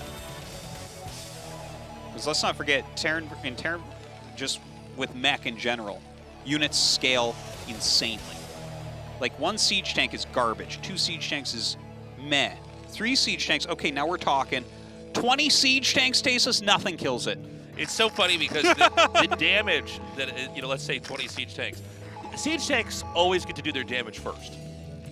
It's why the siege tank is one of the best units in the game. In a game where every unit seems kind of broken and too good, the siege tank is still, for what you get with it, is insane. It's a very important unit. Yeah. But, you know, Terran would not be the race it is without the siege tank. I mean, it really is like the most iconic unit for the Terran race in a lot of ways. But yeah, when you get this certain amount, I mean, if they all get to fire first and do the damage, then you're going to lose a huge chunk of your army before you can even come over there. Yeah. And the only real counter to the siege tank is your own siege tanks. Pretty much. You know, you need to get siege tanks of your own to fight their siege tanks, but of course that means the siege line that's set up first still gets the first shot. Now, he's going to try to come in here for a closer. This is not normally the way a TVT would go on 2 bases, or I should say 3 bases versus 2 bases, but this sort of gives you an idea of how cognizant Light is of his advantage right now. Yeah, let's see what he drops out of here. Maybe he can clear this. Oh my God! Wow! Wow! That was a nasty explosion. Was there a mine there? Yeah. Okay. Well, no, every Terran knows that this happens, man. Like you siege on top of mines, This can ruin you in any matchup. Yeah. That. You that see was- those. Barracks kid has snake blood, man. He does not want to die. He does not die I can't easy. believe that just happened. Like, we were getting ready to be like, and GG, and then he lost. Yeah. Well, Barracks is playing some Everything. PvT right now. Yeah, that's right. He zealot bombed the siege Yeah. tanks in a When TVT. you're behind, all you need to do is get a mine to hit the tank clump. That's yeah. it. Yeah. But look at this. This is funny because Light is actually taking the center and another main base. Right. But that center is not going to be super easy to hold at this point because he lost so many units on the frontal attack. And like you said, that's not what you normally see. You don't see normally someone trying to go in and just kill you, you know? Right. Because a lot of times that's how you throw TVT, is a bad attack. Yeah, that's It's probably correct. the hardest matchup to actually attack someone in. It's let me put it like this: it's the hardest matchup to end when you have a lead. Oh yeah, that's a pretty good way to put it. I say that a lot in my stream. It's like why didn't you kill him earlier? Well, you don't ever have to leave a TVT if you don't want. If you just siege your tanks, right, you're basically unkillable. It's quite different from PvP or ZVZ, where the matchup itself propels it to the end very quickly. PvP, if it goes to late game, can be somewhat long, right? But ZVZ especially just sort of pulls the game to a close pretty quickly. PvP can, if they both get 2 bases up and running, then we're in, a macro game. But a lot of times that doesn't happen, especially on maps where you're all on low ground. Yeah. Well, you see that Light just continues to drop here. So many SCVs are being sent in each and every time, and that's like how Barracks is technically staying alive, but his economy is just getting garbage compacted each time, you know? Right. Well, Barracks is fighting back, but, with Light having the map control, basically all the bases from the top and to the left are for Light. Barracks has carved out his little territory here. You can see at about 1 o'clock on the mini-map, he's taking a base there. Yeah. But that does not mean that Light can't come in there and punish it. Yeah, Light just continues to attack here. There's just... Barracks can't get anything together. The initial rates did So crazy. a lot for him. And Barracks, again, he fought back well. It's kind of funny because these 2 games have been so different so far, where Flash and Mong did exactly the same opener, or very close to exactly the same opener, GG. and Yep. Flash then just kind of like disabled him, right? He just destroyed him. And here, like, Light did 2-port raid, close by air spawns against Gasless Expand, and got so many SCVs that it was almost impossible for Barracks to do anything. Right. But I mean, he put up a really reasonable fight considering the damage he took. If that was like a ladder game, you probably just say GG when you can't get the turret up. Yeah. You're just like, okay, I'm not going to waste my time. This is not a good here. use of Yeah, my time, yeah. Again, guys, we're here in the new studio. It's huge. It's a crazy big screen we've got down there. Light has won, and this means we're getting the TVT that I think we were all waiting to see. Oh, Barracks versus Mong? Yeah! Whoa! Now, man, coming up next, we've got Flash versus Light. Best of 3. Yes. Super cool. Yeah, this is going to be a lot of fun. I think Flash is supposed to win, but Light could give him a run for his money. Yeah, if you recall, they actually played last season in ASL that Flash ended up winning. He beat Light 3-1, so it was one of the only maps that Flash lost. Flash lost a map against Saxry and a map against Light last season, and that was it. Hopefully we get to have an actual long, endgame TVT. We get to go to the battle cruisers and science vessels and see that whole game pan out. It seems like we have less and less of those now in TVT. It seems like players are a little bit better at killing each other off. Also, the maps are not as conducive to that as well, but we'll see which maps we get onto. We're going to go to a short break. We come back, a best of 3. Don't go away.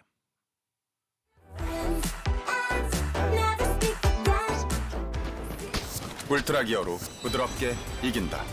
LG 울트라 기어 게이밍 모니터. 라벨 떼고 버려야 되는 건 알죠? 근데 귀찮아서 잘 안 해요. 라벨을 떼지 않아도 오키. 라벨을 없앤 아이시스 8.0 에코. 따는 순간 분리배출까지. 지구에게 오키, 모두에게 에코. 라벨이 없는 아이시스 8.0 에코. 뭐야? 오빠가 맞춰. 핫식스잖아. 그냥 핫식스가 아니야. 핫식스 더킹이라고. 뭐야 색깔이 하나 더 있네 릴리야? 이건 핫식스 더킹 펀치야. 이거 무슨 맛인데? 뭐 과일맛 나는 거야 이거? 이건 열대 과일 맛이 나서 여자들이 굉장히 좋아한다고.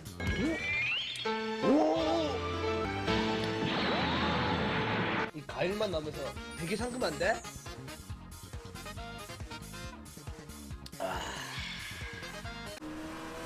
울트라 기어로 선명하게 이긴다. LG 울트라 기어 게이밍 모니터. The sun goes down. Here with you I'm found. In your love I drown. I wouldn't have it any other way. Ooh, I'm making memories with you. All of the stupid things we do. We may be young but we are wild and free, making memories.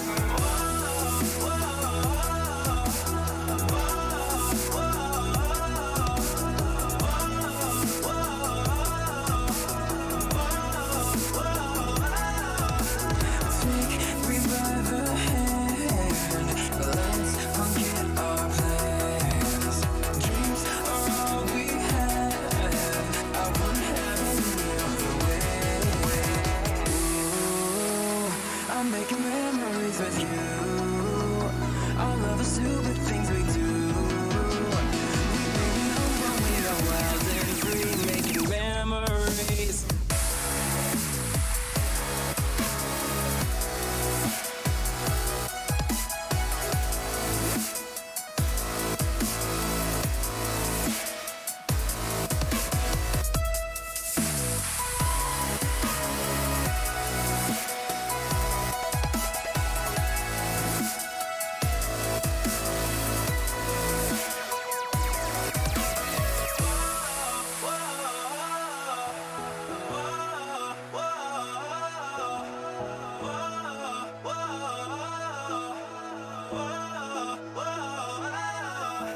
Take me by the hand. Let's forget our plans. Dreams are all we have. I wouldn't have it any other way.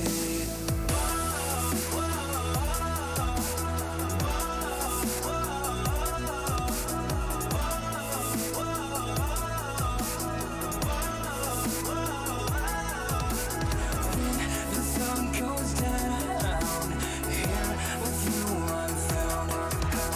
In your love I drown. I wouldn't have it any other way. Ooh, I'm making memories with you. All of the stupid things we do. We may be young but we are wild and free, making memories.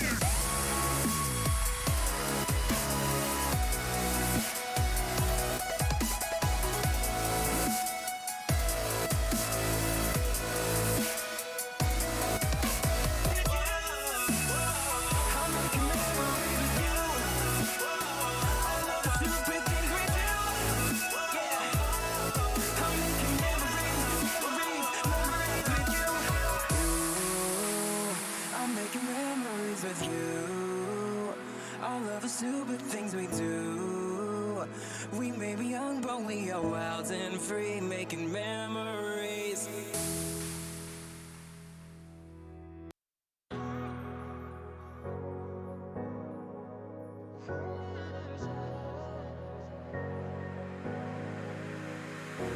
I'm running your way, but you push me away. Your lifeline, losing your mind.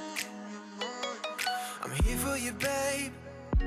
I've loved you the same this whole time. So tell me, what's on your mind? And I'm not here to hear you say you're fine. I can take the pain you hold inside. I wanna know, wanna see it. Can I feel your grip tonight? Can't get this off my mind. Does it only control you? Let me in, I'll help you out. I won't lose you this time. I feel your grip tonight.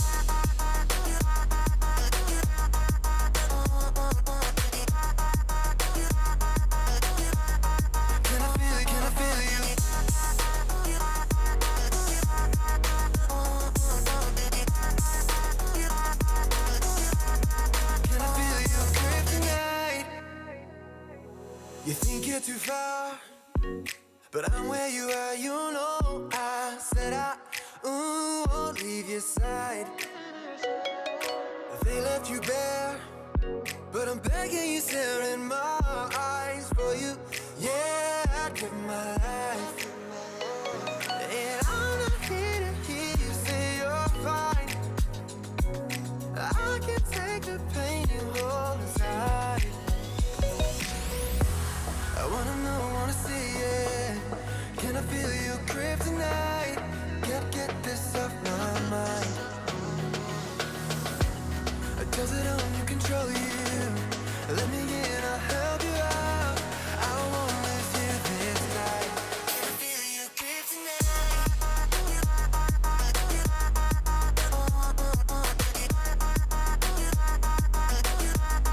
Can I feel you grip tonight?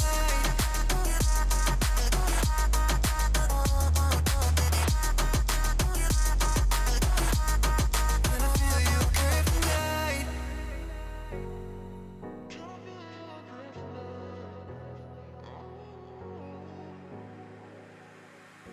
ASL 시즌 9 Reflection.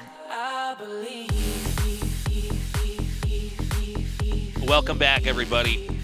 It's time for what is probably going to be the best TVT of the night. It's Light versus Flash. Yeah, it would be hard to figure out something better than this. Excited. I want to see it. These are the best two Karen players in the world right now, easily. The Flash is the greatest player of all time, but I'll tell you what, if there's somebody who could rival him in this best of 3, Light would be our guy. Yeah, as far as potential winners for this entire season, in my eyes, it is Flash, Snow, Sulky, and Light as the people that are actually likely to win the season. Now, a caveat of that being someone has to knock Flash out for Light to win it, because I can't imagine him winning a best of 5 against Flash. But right, best of 3. It's a possibility. Look at this: Escalade, Match Point, Polypoid. I mean, there's things can happen. What's your take on the Neo Sylphid ban here? I think the map really rewards really strong play. Okay. It's a 3-player map, so it changes TVT dynamic a lot. Our game's ready. This is game 1, Light versus Flash.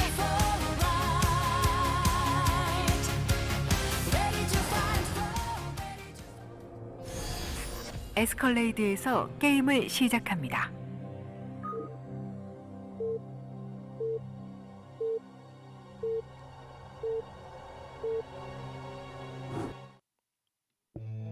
So, here we are. Escalade. Bottom right Light, top right Flash. Positionally, this is a Flash advantage.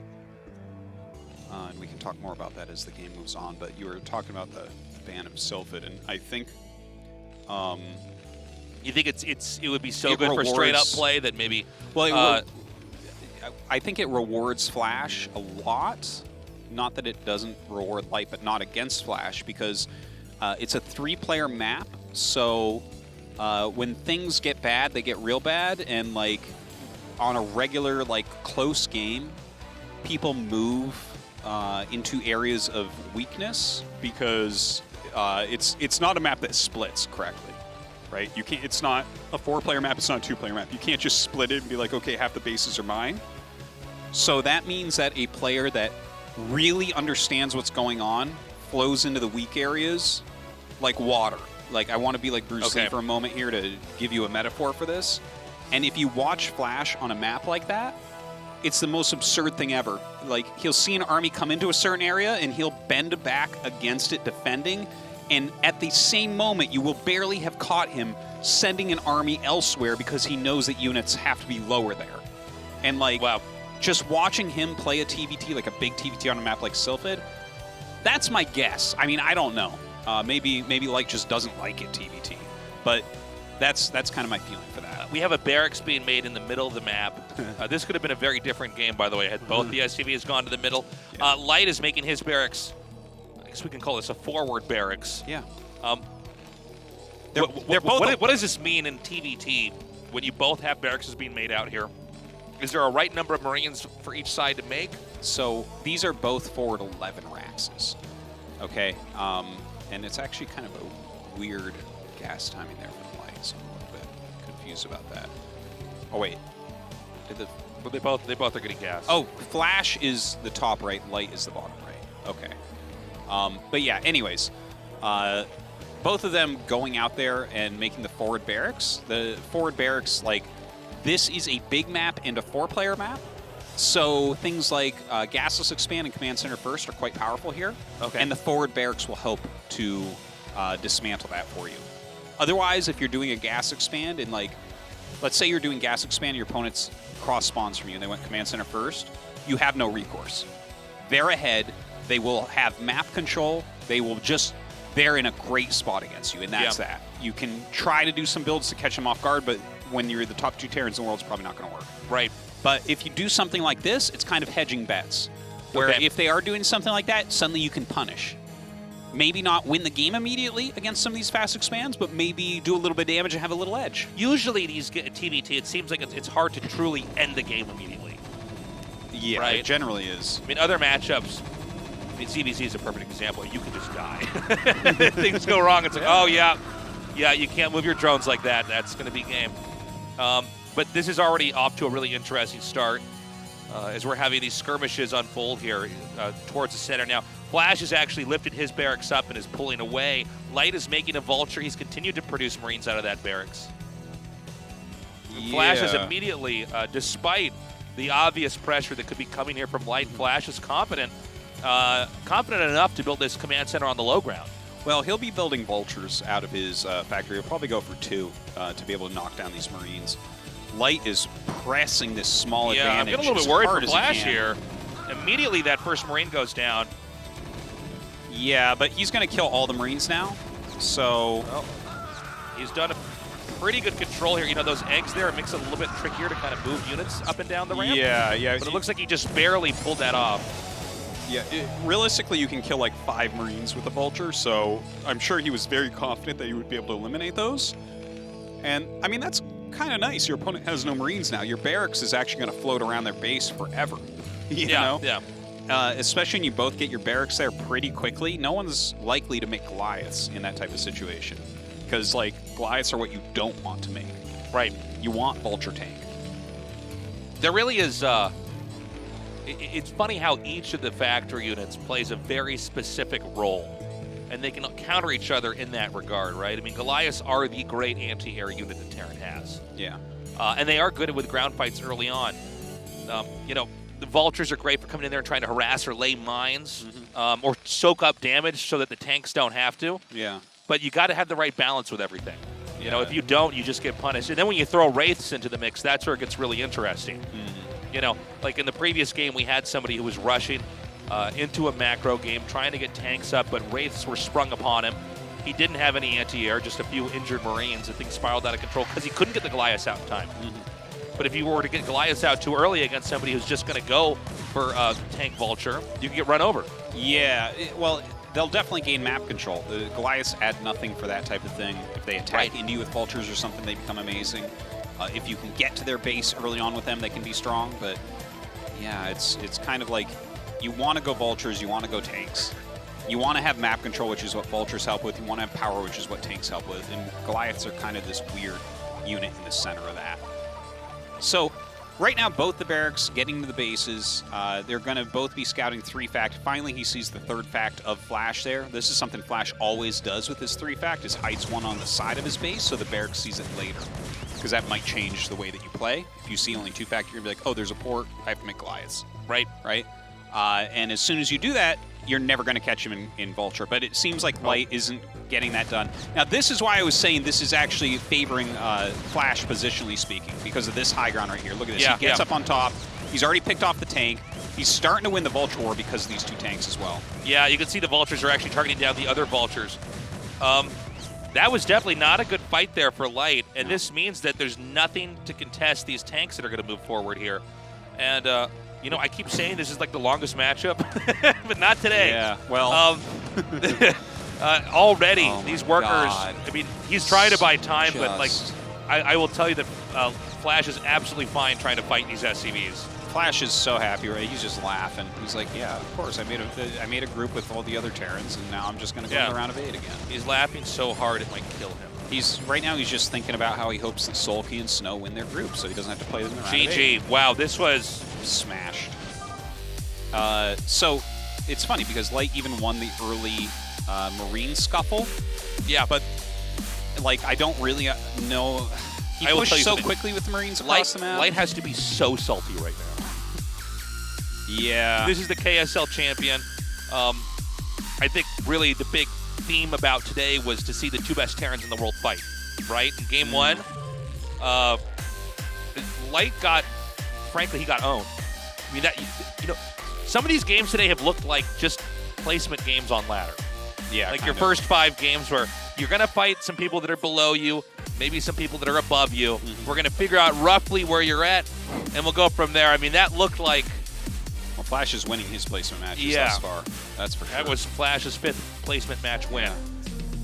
Yeah, that was kind of brutal. But also, if you get onto that high ground, it can be pretty hard for your opponent because you can dictate everything from there. Whereas just position and escalade, I feel like that's the case. If your opponent is next to you in a counterclockwise direction, they've just got that advantage of that high ground scenario, and you need to be on top of that and adjust your build order for that likely. Yeah, we saw when the fight happened that maybe a third of the units were on the ramp, maybe on the lower part of the ramp, which means their shots might not connect. High ground versus low ground, it's hard to emphasize if you haven't played StarCraft before. It's hard to emphasize how much better the high ground is. You can miss shots. It's insane. It is StarCraft 2, they took a different approach where you have to be able to see the high ground, but at least your shots connect. Here, you get vision once they fire at you, but of course that means you get to fire first. But also you have the possibility of missing. 50% miss. That's crazy. Yeah. Anyways, guys, game 2 will be on match point. Let's go. 시즌 9 게임 준비 완료.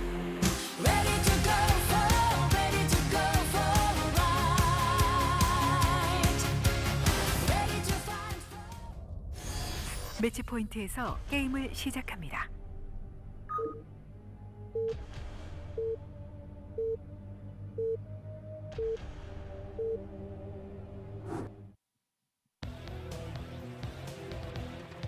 All right, match point going to be our map here. Light in the bottom left, Flash in the top right. I'm going to ask a newbie question here, Tosis, because I don't know TVT that well. There's no benefits to ever doing some kind of like a gas steal or anything like that, right? Never. There's never, Gas steal ever, is garbage in this nothing matchup. good. Is there anything you can do early on, like build something somewhere to try to deny them from building? No. The offensive depots don't really do anything. They're too hard to get up as well. These aren't probes; these are SCVs. So, a probe can just warp it in. Yeah, and then the walk building away makes itself. Yeah, whereas the I was just curious because even in TVP, there's moments where you can like make an eBay. Let's say they're going Nexus first. You make an eBay in the mineral patch. Is there nothing like that in TVT? No. Okay, so occasionally in certain situations, you can do something like land your floating barracks in the natural minerals to deny mining a little bit. And on some maps, there's locations where you can land a barracks to screw up circulation, but Terran players figured that out really quickly and put depots there. Okay. So like occasionally it's like, oh, you can wall someone in by landing a barracks here, but then that'll be like depot number 3 you put there to make sure they can't do that. Okay. And that's just something that every Terran has to do their homework, and obviously these guys know any locations. All right, let me ask a second newbie question here. Okay. Is there ever any way to do anything with bio here in TVT? No. There's no, because like in PV or TVP, occasionally you can spring bio on the Protoss if their observers were late. Yeah. And they'll just die. Hey, well, your first small handful of Marines, generally you won't have more than 3 Marines. Occasionally, like if it's command center first or something like this, sometimes you'll go like 4 Marines because both of you are trying not to build a bunker, so you're trying to make 1 more Marine than them so you can go attack them. It's like a really stupid little game that occasionally occurs, but almost never will you see more than 4 Marines in this matchup, and they'll just be buffering a little bit, right? But what about optic flare versus tank Sartosis? I mean, oh no, that part's good. That part's good, real right? good. Yeah. What was that really old build that Eriador had? There was the Medic Marine optic flare. versus Protoss. Was there one? Yeah, I mean, Sounds it doesn't really work. Sounds now, like but- something a random player would come up with. There you go. Are you experiencing a lot of random players on the ladder? Only when I'm in a bad mood. Like Yeah, if I I'm lose like 3 games in a row, I get a random lag player. Oh, really? I do Yes. not have any laggy games for me, but I will tell you, man, dude, being Protoss and trying to play against random where it's like, well, I don't even know where my first pylon's supposed to go now. Yeah. I make it in my main, and then I scout and overlord. I'm like, oh, okay. This is going to be fun. Oh, totally. Yeah. Totally. I make it at my natural, and I Me, I'm scout like- under the Protoss. I go, oh, I really hope he doesn't know how to play PvP. There's nothing quite as fun as playing against random and scouting Zerglass when they went 9. Yes! That's another one. That's a Yeah. fun one. You are really good at the game if that's your Yeah. strat. Ooh, a proxy factory here from Light. Okay. Light leaning into aggression here. Oh, wait, who actually wins this? Okay, Flash comes out on Yeah. top. I thought for a second Light might take it, but those SCVs really do change the math on how everything's going to pan out. Yeah, yeah, and that's actually a good move if you're doing something like this, because right now Light is going 2-fact. Dude, he's so good. And what you want to do here is just kind of rally up Vultures, and occasionally you'll go directly into Goliaths with this, because then you beat your opponent's units, because Goliaths are strong early. But if you can kill the Marines early on like this, it's super good, because the one thing that... oh my god, Flash just scouts it immediately. Oh, this is so sick. Yeah. Dude, it was so close to finishing. It's the worst when you scout a Terran building that's hidden, and you kill it right before it finishes. Yeah. Oh my god. I can't believe he spotted that. But I guess strategies like this are more likely to happen on one-on-one maps. So Sure, that. Also, there was no command center start. I'm not sure if he ducked in. I think he ducked in and saw that the command center wasn't started. As soon as you see no command center, you're like, oh, this is probably 2-fact. And especially because I was trying to explain how killing the Marines early on is really powerful. If you go for this, like a no add-on 2-factory play, as a Terran player and your opponent makes a bunker, it's the hard counter. Yeah. Like, as soon as they have a bunker with 2 Marines in it, you can't do anything because they make a siege tank and you're like, okay, I could have 8 Goliaths right now and I can't break that. Yeah. Like, it just, as many slow Vultures as you want, it will eat all of them. there are certain units that just can't break bunkers. Yeah. And that's things that aren't siege tanks for Terran. Yeah. So Hydras is another one. It's really funny, like just watching. You have to have a lot of Hydras. You have to have to a break a bunker. comically large amount of Hydras to actually shoot down a bunker. But when you get enough, I'll have all my SCVs there and be like, oh, it blew up. Well, damn. yeah, the funny thing with Hydras is just how fast they do the damage. Yeah, they shoot quickly. So Light is behind to start here. Flash scouting that immediately. Flash is going to gain some map control now with this tank and these Vultures. This should only get worse for Light, by the way. The fact that Flash already gets an initial lead. But he's got some mines out there, and that's really, really, really important. Ooh! Ooh, pulls back in time there. Okay, targeting is key here. So you can see Flash just gets a little bit of a lead on that. Yeah, he got like 2 tank shots off, so he's like, okay, I can beat this. Yep. I'll shift click these units down now. And I mean, it's fine. But Light did enough here that he's not going to lose complete map control right this second. Right. Flash is going more facts, so he will regain it, but there is a starport on the way. So we don't know if Flash has added his armory yet. That's kind of the important thing that we need to look out for. If he doesn't have an armory started when the first Wraith gets there, you get a lot of SCVs. A lot. Oh, it's already done. Okay, so Flash basically is Flash, and everything's going his way. You know, I'm used to it by now, but so often I'm ready for a really close match with Flash versus, whoever the hot player is that time. I mean, this happened with Flash versus Snow, right? Where it's like, well, Snow this could be the most close thing ever. And then Flash 4-0s him, and I go, oh. Bashes. Okay. Gets way behind in a game. He's like, no, don't worry. Yeah. This is fine. Yeah. But even here with Light, I mean, we're barely beginning to see the TVTs blossom before Flash wins, Yeah. Well, I think all the other TVTs in the group are going to look better than these games with Flash. But this is the funny thing about Flash and why a lot of people are big Flash fans and everything. Ooh, this is a great scout here from Light. Yeah. To first off, deny those, but also see that he's trying to go into 2-port. Yeah. It's very unusual to just suddenly go 2-port like that in a game like this. So he cancels one. He will finish one of the other starports, but he's going to have to change plans here. But yeah, Flash is just, the amount that he's on a different level from everyone else in this game is so absurd. Someone's going to be like, oh, but Africa has beaten him in a tournament. Thank you, yes. Yeah. Okay, thank you for that. That was really useful what you said there. But yeah, Flash just kind of showing how ridiculous he is. Look at this. Light has so many. Oh! He gets off the mine. Flash a little bit slow in pulling that tank back. It's all right, 2 more tanks are out. Oh, look at the body block with the tank. It's so absurd. He's so good. Great play by Light there, body blocking that Flash. Vulture is going to kill some of these SCVs here. Oh yeah, no, that's Light. Got those I tried to navigate our cast out of that. Fine. It's fine. I tried to cover your Artosis. I really did.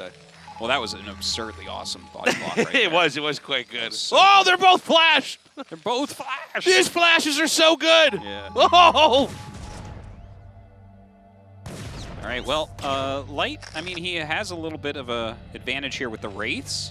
Obviously, he's still a bit behind. It's 5 factories out there for Flash. Interesting to see that it's already just amped up here with the 2 bases, right? I feel like so many of the TVTs we've seen here, it really goes into a much longer game, but these guys are coming out swinging here. Oh, wow. Light might be able to intercept this drop ship. And especially early on, he needs to unload. He doesn't have anything in it yet. He was going to put those vultures in that were down there. I was worried for a second it was actually full and it just couldn't unload because there was no ground underneath it for a second. Yeah. It happens occasionally. But that's a really good moment for Light. He needed to have something happen.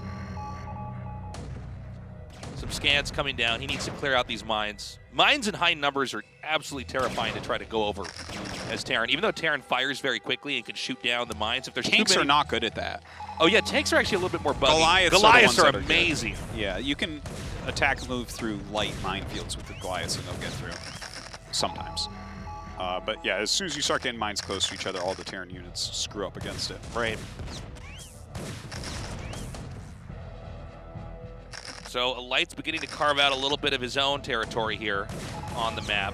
Okay, now look at this. This is actually quite a bit here for Flash. He's going to come down now, and this arc is so good. I don't think that Light can fight this back, especially with the siege tanks sieging up. Everything getting smashed. Just ridiculous. You can see his targeting there as well. Just the amount of surface area he had at the beginning of that fight was crazy. And now Light is sitting here on 2 bases, having a hard time against 5 factory Flash, who has mines absolutely everywhere. Look at that, he's flanking with a mine, stopping that from running away. It. GG. Yeah, and Flash just looks like he looks, which is the best. He's so good. It's just... Someone has to stop him, Artosis. Well, no one ever will. He understands the game better than everyone. He's better mechanically than everyone. Over 20 years. I hope to cast it for 20 more years. But I really wonder, like, is someone going to eventually come up and stop this? No, Terran? Can he be stopped? I mean, no, not really. Like, we try to stop him with maps sometimes here at the ASL. Yeah. But realistically, he's the best, and that's the way it is. And eventually, when he just plays too much of other games all day and decides to quit, that'll be when someone else comes up. It's so crazy how good he is, how dominant he's been in a game that is so competitive still to this day. Yeah, it's crazy. No, people are better than they've ever been. In many ways, we know more about this game than any other game.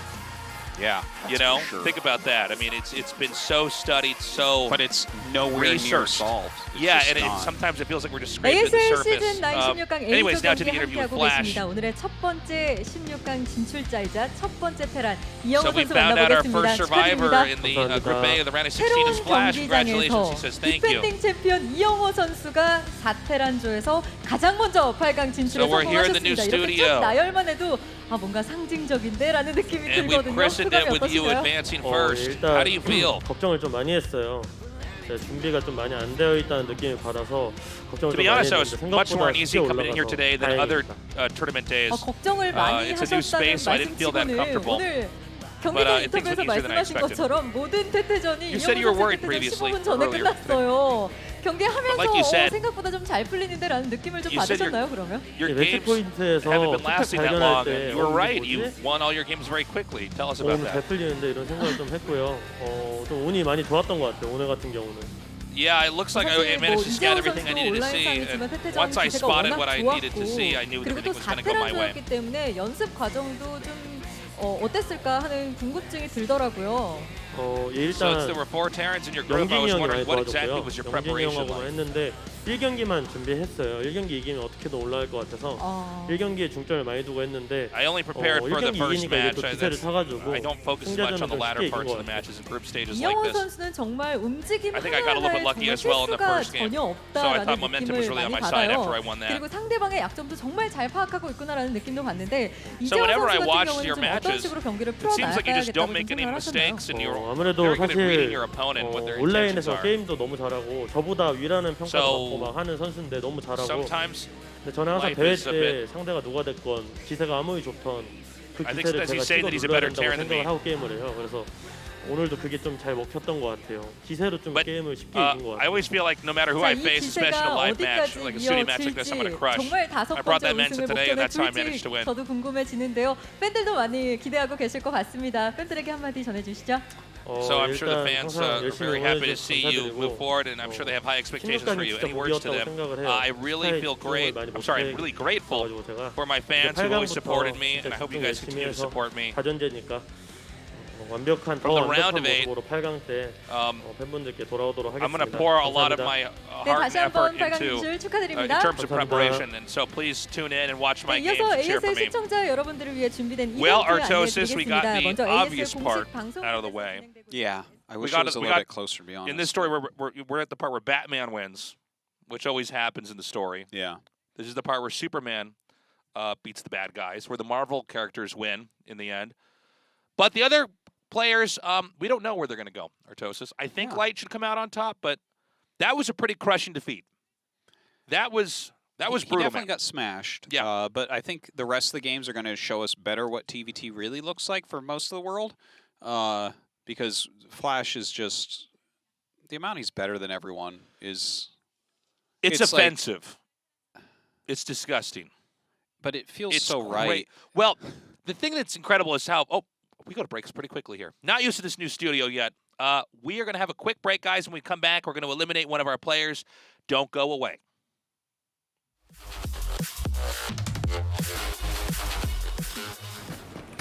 울트라 기어로 부드럽게 이긴다. LG 울트라 기어 게이밍 모니터. 마법의 음료 하식스를 마시게 되면은 엔돌핀이 확 돌면서 머리에 수분이 공급되고 그리고 뇌가 바로바로 한 모금만 마셔도 뭔가 알 거야. 100ml 더 늘어나고 마시게 되면 진짜 마법의 음료. 신제품 빨강색. 반칙 아닙니까? 그것은 전설의 음료 하식스. 올 때 하식스 많이 마시자. 진짜 괜찮지? 맛있다 이거. 파랑색, 빨강색 맛 여러분들 많이들 진짜 마셔주시고 진짜로 거짓말 안 치고 맛있습니다. 울트라 기어로 선명하게 이긴다. LG 울트라 기어 게이밍 모니터. 너무 많이 마셨다.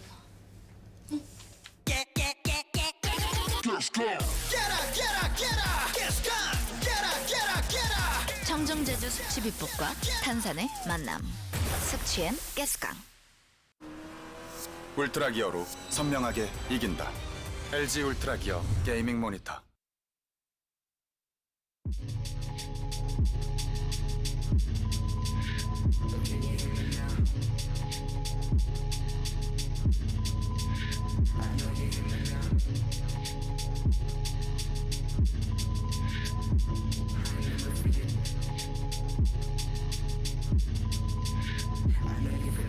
One day I got on my knees and I prayed, just looking to calm my soul. Saying, God, could you please guide the way? Show me peace I don't know. I felt trapped inside of my room, knowing that I can't leave. I can't face the world today, overwhelmed with anxiety. Lord, I am so sorry, this is not an excuse. I just wanna ask, can I cast my cares on you?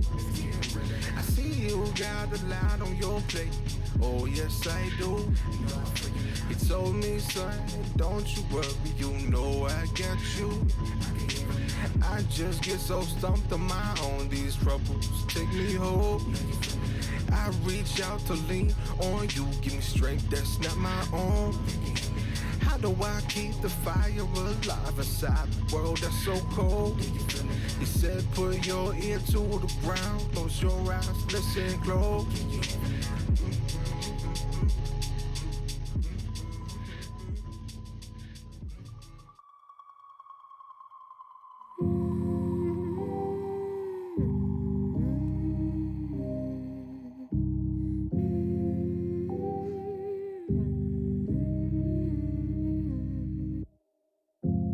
Open your eyes, what can you see around? Wind of the open sky, over the siren sounds. This is a dream, getting the royal scar, holding a diamond blade, throwing it far. Holding your breath still, you jump the fire. We'll just sit and wait till you see me fly. You know they'll never catch me for it. See me fly, the way I put my finger on it. See me fly, you got it, then try to tell me you got the wrong guy. See me fly, you know they'll never catch me for it. See me fly, the way I put my finger on it. See me fly, you got it, then try to tell me you got the wrong guy.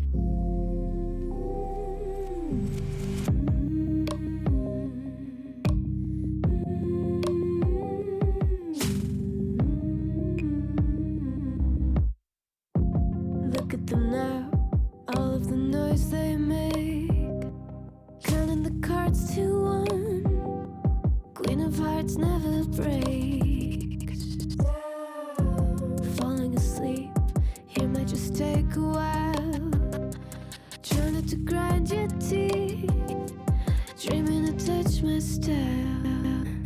Well, can't say I blame you, trying to come close to, but all you can do. See me fly, you know they'll never catch me for it. See me fly, the way I put my finger on it. See me fly, you got it, then try to tell me you got the wrong guy.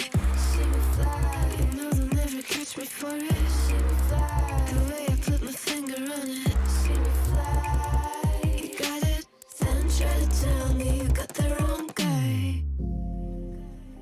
ASL 시즌 9 Refresh. What's up, everybody? We're back here at the ASL, and it's time to eliminate one of our players in Group A. Yes, indeed. Mong, the first picked up in the group selection, going up against Barracks, who was traded into the group as presumably one of the weaker players.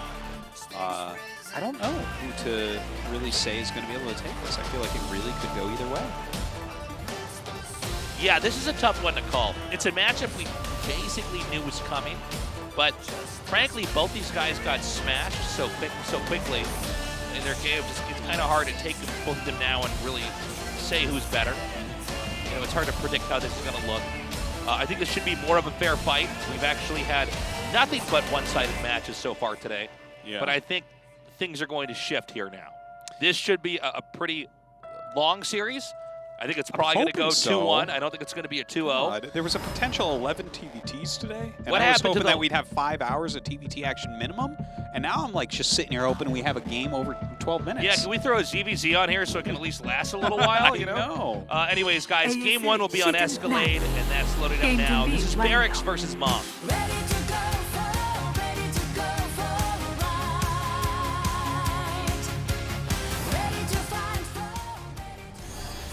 에스컬레이드에서 게임을 시작합니다.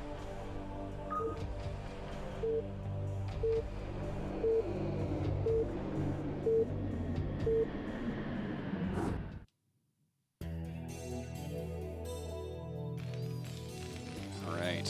So we have both players at the top here. It's Barracks at the upper right and Mong in the upper left. Yeah, so again, there's some rotational advantages. Mong should have a slight advantage here over Barracks due to the high ground that he'll be able to get on in an aggressive manner against Barracks. So what we were saying earlier, guys, was the truth. This is usually a long matchup. Well, Flash said it during the interview section. Oh, you Yeah. want to enjoy TVT? Just watch mine. They normally don't go too long. Yeah, he just styles on him. And yeah. He just shows his understanding. It's not like his two opponents, Mong and Light, they're two of the best macro Terrans in the world. It's not like they can't produce SCVs as well as he can. They can. He makes better decisions, and that's it. Yeah. He's like, oh, why are you trying to get rid of my Marines? You don't have a command center? I know where you would hide a factory. Bam! So far ahead. So much of StarCraft is, understanding these big picture situations, but I think what's not discussed enough with StarCraft is how many times there's just and anybody who's laddered has experienced this. You just get in some funny situation, and you either know how to deal with it or you don't, right?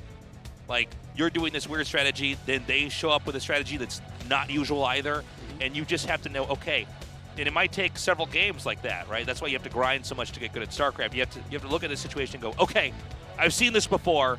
For instance, right? He finds the proxied factory, Flash does. He knows how to punish it. Yeah. It's one of the reasons why he doesn't just stop it. He knows it so well. He's experienced it so many times. He knows how to end the game from there. Yeah. And this is where Flash is so exceptional. I mean, another great example of this in Flash's skill was TVP. I mean, there's so many ways for a Protoss to come in there and puncture the Terran's defenses early on, right? The Protoss units, especially in the early game, are just so good. I mean, Zealots just destroy Marines and are great, obviously, naturally against tanks and everything else. And then Dragoons are very strong. But you basically never see Flash lose early game TVP. It is so rare. Ever. And that's crazy because it's literally the only time he'll ever lose early is to Proxy 2-Gate when he didn't make his buildings correctly. Right. And what's crazy about that is that's one of the matchups where it's very easy to die early on. Similar to PvZ early on. There's a lot of things Zergs can do to just kill you.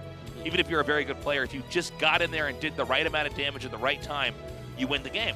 But we just never see Flash really struggle, and it really does appear as though every situation he's encountered it before, and he knows exactly the right algorithm to follow to close that game with a victory on his side. It's truly crazy to watch.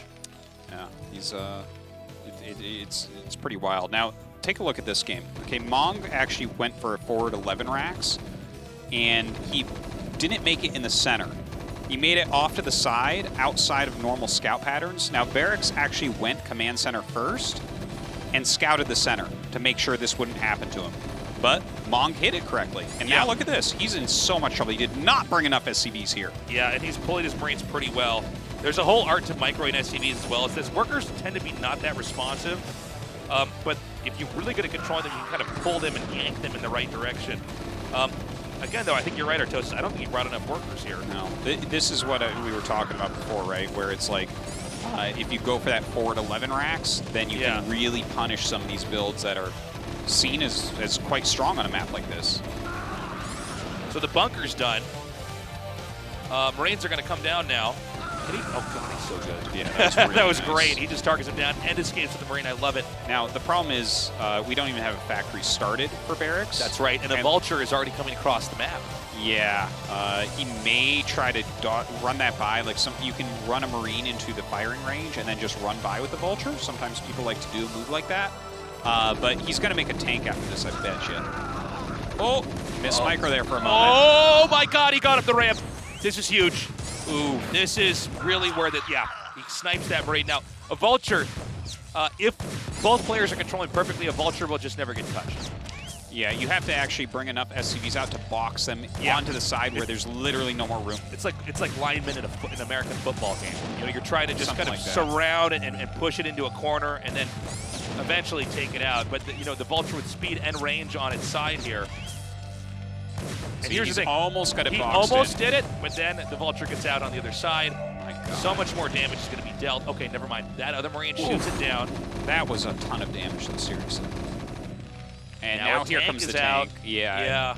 So this, when you see a tank in a situation like this, it's just like playing PvT, where it just outranges the bunker. So you just right-click on it and make them repair. And when Artosis says that, he's not talking about even going into siege mode.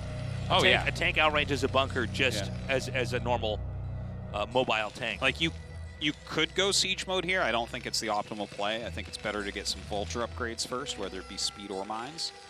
But yeah, I mean, you could go for it. It's just hitting the bunker at all You know, they have to repair. Yeah, and that means you have to pull SCVs. You have to invest some of your minerals into repairing that. The SCVs aren't mining. And honestly, here it would be amazing to go down and punch that depot, but he's busy doing things at home, so maybe he won't do that. What Mong is trying to do is, as quickly as possible, progress his lead further by tanking up. Barracks is putting out fires left and right that Mong have created, and now it's going to be up to Barracks to endure Mong's dominance for a little bit in this game and hopefully come back later, because right now Mong is looking very strong. 2 tanks in this bunker. By the way, you know, tanks just firing, wait, tell me if I'm correct on this, but tanks just firing, not in siege mode, actually do damage more quickly over time. They have siege tanks. They have single target DPS higher than in siege mode. Oh my god, and this is just like a PvP. Look at this. He's going to try to run up there like it's Dragoons. Oh! But he does lose 1 tank. Yeah, that was like a little bit sloppy, but if he can keep this tank alive, it's okay still. So he's going to come back down now. Yeah, just like in PvT, where the Dragoons will try to occasionally pounce on top of the tank. Same idea. What is coming across the map? Is it 2 vultures? I think so. Is it 2? Oh, it's SCVs. Really fast. Oh, he missed his shot. Oh, he's going to be kicking himself on that one. Oh my god. Oh my god. And you can actually like stutter step micro the tank, right? It's just, Yeah. Okay, oh my god. Barracks has to be crying right now. That was brutal. He hit the mineral patch. He did not click it in the right location to get that first shot off to just one-shot the tank. And now the tanks are in siege mode. The bad gets worse. Oh, man. So he's pulling more SCVs, but that plays into the hands here of Mong. I mean, as long as he can control this well. Again, you got to target their tank. Oh my god, it gets worse before it gets better here. I think this game, with 4 tanks coming up here. Yeah, well, he's utilizing the high ground so well as well. Yeah, look, he's just using that injured tank. He knows he's going to target it, so he just fishes it back. Yeah. And this is too much damage. I think that Barracks has to do this. He just comes up and shoots the bunker in the face. I think the Naga police are going to come and force him out of this game. That's right, yeah. This is so brutal. I can't believe how short our games are. Yeah. I mean, maybe somehow, some way, Mong overextends, but look, this is very straightforward here. You know, you can shoot down those tanks. When the SCVs are pulled, which you have to do over and over again to defend this, the problem is that you're losing those workers. Even if you hold it off, I mean, Mong is not losing no workers this whole process here. The thing is, if he was pulling SCVs and losing those instead of units, or if he had superior production to Mong, moves like this could work. Yeah. But when you don't, like, Mong is literally producing as many units as you, and you're not, like, trading just SCVs for units. You're using SCVs and units. Yeah. That's it. It's just he's getting ahead. It's a very easy math problem. So Mong being a little bit more cautious now. He did lose a couple tanks back there, but his lead is obvious. His lead is all in the numbers here. We don't have a worker count ticker, but obviously there are plenty of workers over here for Mong. Seems like the tank count. This is a great move, though. Yeah, now right three tanks can one. Well, apparently not. That one tank at the bottom can't quite reach it. But ideally, if 3 tanks are all in range, they can one-shot an opposing siege tank. And if he had done that right, I mean, that would have been even better, but that was a good move. These are the types of things he needs to do here. Pick off whatever you can. He has a starport, which obviously that is a drop ship on the way. We'll see if he can maybe mix it up, get something done. Of course, Mong is just committing a bunch of units to the contain. If you know they're going drop ship, then it becomes a little bit more difficult. You have to leave a couple units at home. Like, or you really want to. Okay, it looks like he actually just scanned in the main base of Barracks and saw an add-on on a starport, so that tells him what he needs to know. Should be leaving at least a couple units at home. Although the push has ended, it has instead switched into a contain. The advantage is still very clear for Mong here. Barracks is going to try to drop here, but I think this... Oh, no, I'm sorry, the Goliath. Yeah, it is going to spot. Okay. Yeah. Which he knows it's coming. There should be a tank in at both lines or so. Oh, it's just a vulture. Oh. Okay, so he's going to try to... Well, this isn't going to do much of anything. So he's going to end up giving up that tank. It might drop over somewhere else, but this isn't really doing anything. This is more noise than anything else. Yeah, this is Barracks trying to find anything he can. And, hey, maybe he flies through to that third. I'm not sure if there's any units there or not. He might at least confirm that the third is there. get a better sense of where this game is. Feel a little bit worse for himself. Yeah, be a little bit more stressed out. He does have a. This is a good play here, but okay, he just taps out. That makes not sense. surprised. I mean, it's going to be tough to come back from that. And Mong with a pretty impressive display of strength there in that TBT. Well, this all really came down to the placement of his center barracks. Yeah. Truly. Like I was talking about at the beginning of the show, there are ways that you can just get an advantage with opening build order choices, with opening strategy choices, and he chose to go for a forward 11 racks, but he did it in a position that was closer to two of the mains, further from one of the mains, so that's a little bit of a percentage play. Right. But he put it somewhere that you can't scout if you are going command center first. And we saw Barracks scout the center. He's doing his due diligence, but you cannot scout everywhere.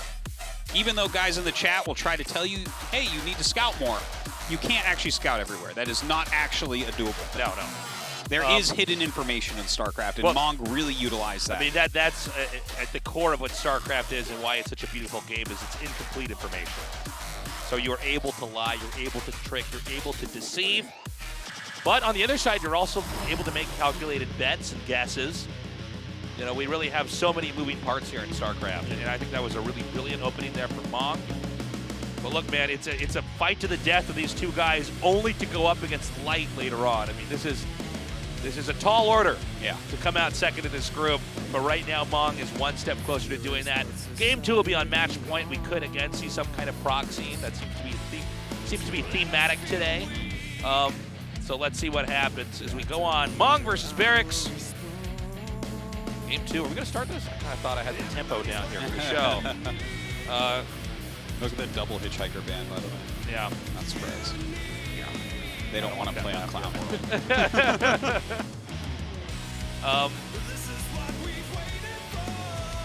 Even the song is ready for the start. It's like, this is what we're waiting for this to start. Okay, finally. Game 2 is on, guys. Let's go.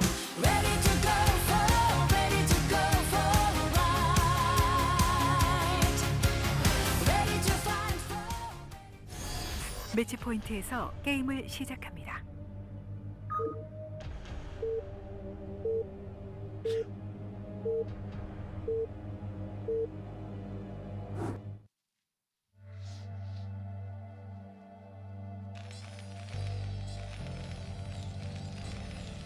So, here we are on match point. Barracks, top right. Of course, Mong was the bottom left there. Yeah, so it's a two-player map. You know, obviously, it's easier to know where your opponent is. So there is the theory of a proxy, but do you really want to do that here? Factory expand is definitely the most common build order on this one. Right. There's not a lot of expansions on this map as well.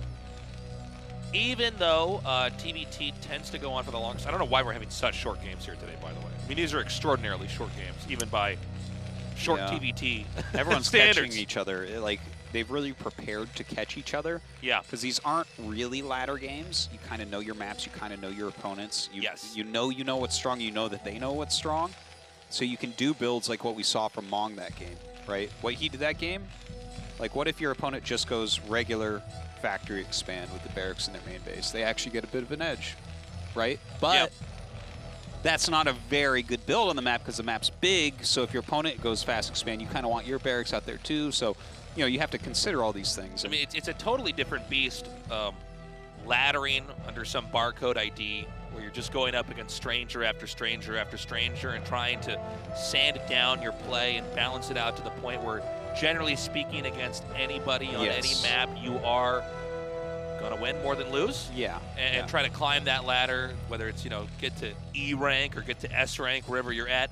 You're trying to do that, but it's a totally different beast to go up against a player you know way in advance. You know the maps. You can try to strategize which map to pick. You can study their games.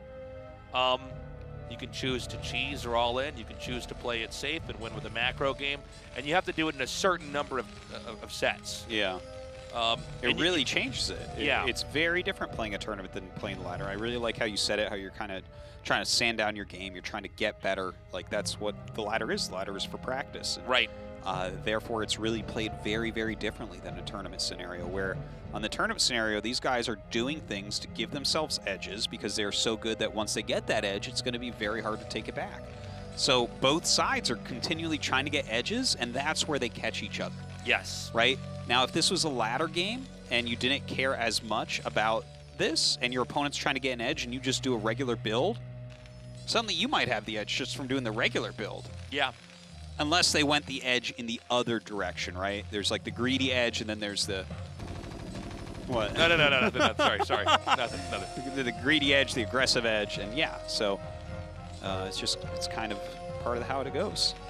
Yeah, no, this is it's you'll even experience some of these decision-making schemas that you have to deal with, even on ladder though too, where it's like, okay, this player is, let's say 400 points below me, MMR. He's going to rush me. Yes. You know what I mean? Like, okay, this guy's going to 4-pull me. But way higher occasionally they'll just do like 2 expands. Yeah. And you go, okay. Because then it's in the other direction. Then it's like, oh, are you defending? Now you're behind. Yeah, people approach different opponents in different ways. I mean, there was a period where a lot of people were trying to cheese flash. It's slowed down because it seems like that's actually the most futile thing to do. But, you know, other players will say, oh, this guy is really so good. This is my opportunity to try to test out my play. I think that's one of the healthiest ways to approach a player who's better than you. Sure. Is to not cheese them, to say, okay, let's see how much I know. Yeah. And see where I land. It's a great way for them to show you your flaws. Yeah, and then you can say, oh, wow, all right, sometimes you'll do that and say, okay, I really don't get this matchup. Yeah. You know, I don't see where I went wrong, but other times you might see some enlightening stuff and really get an idea of what to do. So let's talk about where we're at in this game a little bit. Mong has gone actually for the gasless expansion. He's actually built 4 Marines, so that's basically the most that you're going to see. And then Barracks has gone just for a regular factory expansion. So this generally is going to favor Mong a bit, but it really matters where they both go from here, because there's definitely ways where you can fight back as the factory expand. Now, I believe he's getting probably the speed upgrade and vultures. Barracks is right now. So what? Can you explain to me, you know, when we look at TVT, I've seen these games where suddenly they're both just going mass vulture. Yes. And it gets kind of crazy, and it's almost like a Zergling arms race in CVZ where even though they're both mounting up the same units, somehow one guy gets on top and floods the other one and kills him. Yeah. How do we end up in these situations? Because there's other TVTs I see where vultures seem to be not a significant early game unit, and just from my perspective as a non-Terran player, I don't know how to identify that. So let me lay this out for you real quick, because they're both going 3-fact vulture, so it is a vulture man game, as I like to call it. So whoever has more vultures has map control. Map control is gigantic. We talk about this all the time when we're casting TVT, how whoever has more map, it almost means more than expansions a lot of the time. Yeah. Because you can just take the expansions a little bit later. So that's why a lot of times it's just a vulture arms race. And then you'll see players like Light and Flash who will kind of skip that. Yeah. It's really hard to skip it. It is so much easier to just have more vultures in your opponent and have map control than it is to be like, okay, I have 2 tanks and a few vultures, and I'm getting my scan at a certain time to clear mines in this area so that I can control this area to take a third, and then have a boost in units to have just enough to break through the tanks that are behind these mines trying to contain me at 12 minutes. Right? That's something that someone like Light or Flash can do. But let me tell you what, it's a hell of a lot easier to just have more vultures in your opponent, and that is what we see a lot of times in TVT. Also, it seems... But it's also risky, right? Because it's like, oh, does your opponent have an extra vulture? Did he get the first volley here? Yeah. Well, I guess you're screwed. Speaking of that that volley factor, there's certain units where when you have 2 mirrored units attacking each other in groups, one can get the lead and then can close it very quickly. For instance, Muta versus Muta. Yeah. You start to win the Muta fight, they actually can't run away unless they have a bunch of Scourge. So your Mutas can moving shot hit their Mutas and snowball the fight to a victory. And vultures seem to have this as well, although it's not as clean and easy to execute. Yeah. You can start to win a fight, and as they run, you can moving shot the vultures and whittle away whatever else they have. And not just that, There's nothing worse versus lots of vultures than slightly less vultures. Like, I know what you're saying. okay, Yeah. what's really terrible against 4 mutas? It's 3 mutas. That's what's really bad. Yeah. It's not that hydras are bad against mutas, it's that 3 mutas are really bad against 4 mutas, okay? Right, Because right. the 4 mutas will wreck Well, it. not just that, they and have it'll be the over. glaive, so the shots spread. Yeah. Yeah. Well, this is very similar. If your opponent has 15 vultures and you have 8 vultures, you may as well have no vultures. Right? Yeah. They have map control. They win all the fights. It's just not where you want to be, and that's why the vulture wars can really get out of hand very quickly. What is your take on Mong, for instance, doing dives where he's going to just try to kill SCVs and sack his own vultures? Well, it seems like he got behind on the vultures, like we were talking about. And again, it's really bad. If you have less vultures than your opponent, they aren't going to win any fights.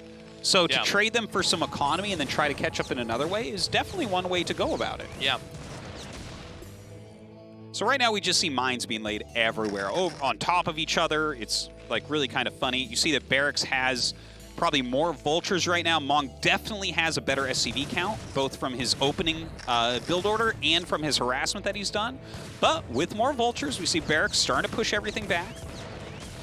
Get rid of these. Look at this. He just splits his vultures up. He'll be able to corner all these and kill them off. Best Mong can do is try to trade for like 2 or 3. Wow, Not even gonna get that. But you can see, like, right now, army supply-wise, Barracks is definitely quite ahead. Yeah, I'm really liking this game for Barracks here. And we're getting now, I believe, to the moment where Barracks is going to come actually assert himself on the map. Now, you need to have your vultures with your tanks here. If that mine hit. Yeah, no changes kidding, man. everything. But look, Mong right now is trying to take the center of the map. You know, when you get behind on those vultures, you do need to make sure you're doing things like getting into a reasonable position, because if your opponent contains you with mines and tanks, it's going to be bad. And look at this. This is a lot of vultures for Barracks. You see they have the same amount of tanks, and even though Barracks comes late to the party here, the tanks were sieged for Mong first. Guess who had more vultures, Stasis? I don't know, Artosis. It's up in the air for me. Yeah. Well, you can see the difference that it makes. No, it's, right? you know, it's very clear. He swamps his opponent's vultures and bashes through the tanks. Yeah. And this is where you're making concrete games. Well, now he's got more tanks, too, right? Now he's got more tanks and more vultures. Now, luckily for Mong, there's still play here because it's TVT. He's got more SCVs for sure. Yep. He's got his 5-factory production. He's still got mines out on the map. Yeah. And he can sit in more defensive postures to try to not die right now. And the thing is, even if you get behind in TVT, like, you can be 30 supply behind as long as you're both, like, up over 100 supply. And you can kind of live, and you can kind of make some moves. It's just there might be areas you can't make moves in because your opponent has siege tanks there. This is really scary to watch here. Okay. He sees the mines here. He's actually going to go for another dive. And you can, if there's a low enough tank number, you can dive onto the tanks and plant mines in front of them and run away. But it needs to be very low numbers. Like this is a perfect example of there's no way that you can deal with this. Get in there! Beautiful. Oh, wow. A great pickup there from Barracks. But that was beautiful mine laying from Mong. He's trying to get something done with these vultures. Yeah. And, you know, I mean, this is pretty good what he's doing, right? He sees that there's a dropship. He sees all the production his opponent has. He's going to kill some SCVs. He's getting something done with these right now, at least. Look at that. He's everywhere. Yeah, this is what Mong needs to do. Yeah, these are good moves. And by the way, if Barracks can't do enough damage in the push on the map, I mean, Mong's going to come out on top here. My God, look at this. He's really getting a lot of SCVs. By the way, 3 is a really great number to have as far as vultures to attack workers here. There's no third wheel here. You need 3 to one-shot an SCV. Nothing awkward about these 3. No.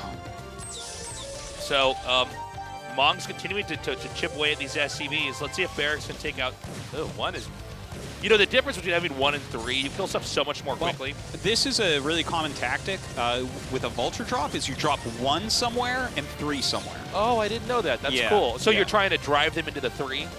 Well, you drop the 1 a lot of times on something like that, like you fly over an expansion, you see an SCV there, and you just drop 1 out to slow the command center, and then you drop the 3 to actually kill SCVs. Oh, cool. I didn't know about that. Yeah, that's a pretty common way to try to do it. All right, Barracks has tried to chip his way through this, but it actually worked out very poorly for him. He's lost a lot of those tanks.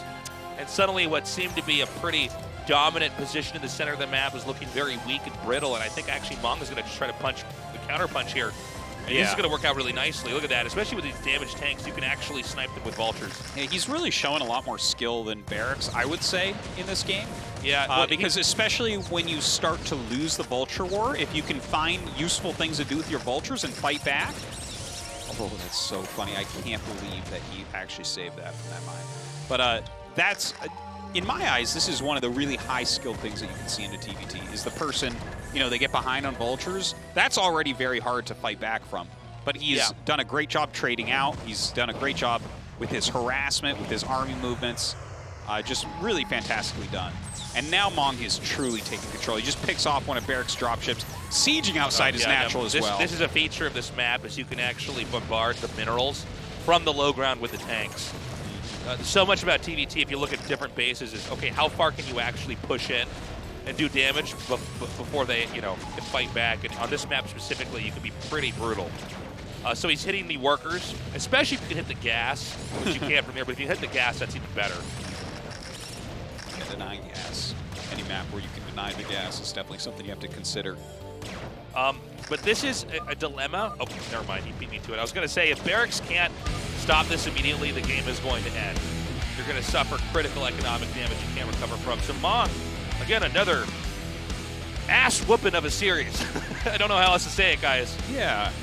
We have just not had close matches yet. It seemed like Barracks was going to hold his own, but even when Mong misstepped, he knew he had the instinct to recalibrate and come back and counterpunch very well.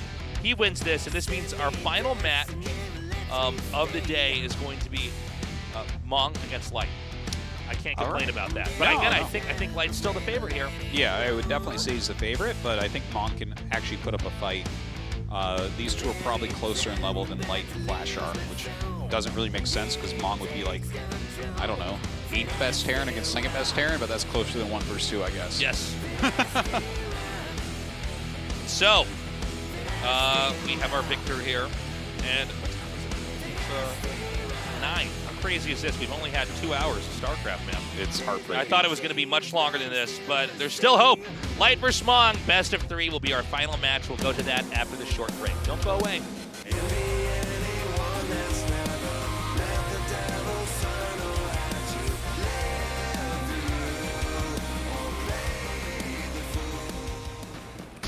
울트라 기어로 부드럽게 이긴다. LG 울트라 기어 게이밍 모니터. 취했나?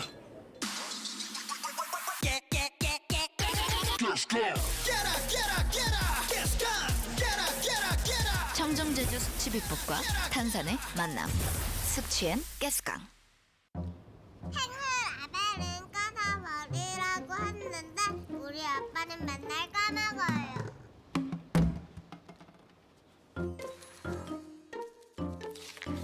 라벨을 떼지 않아도 오키. 라벨을 없앤 아이시스 8.0 에코. 따는 순간 분리배출까지. 지구에게 오키, 모두에게 에코. 라벨이 없는 아이시스 8.0 에코. 숙취 이제 탄산으로.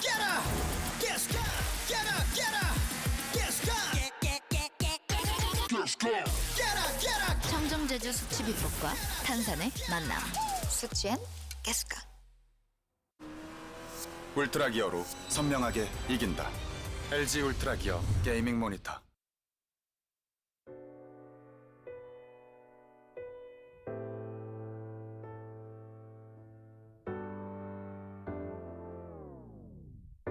And you were mine, and I was yours. And we were fine behind closed doors. No space or time could change it all. And now we find these vacant halls where those pictures used to be. Now it's shattered, broken glass. And every time I walk across, it's a reminder of our past. Like I don't give a damn about it. But you know that's not true. And I wish that you could change your mind. But you know that's not you. I mean, I don't even think about another girl. Just the music now that you're gone. Oh yeah, oh yeah, oh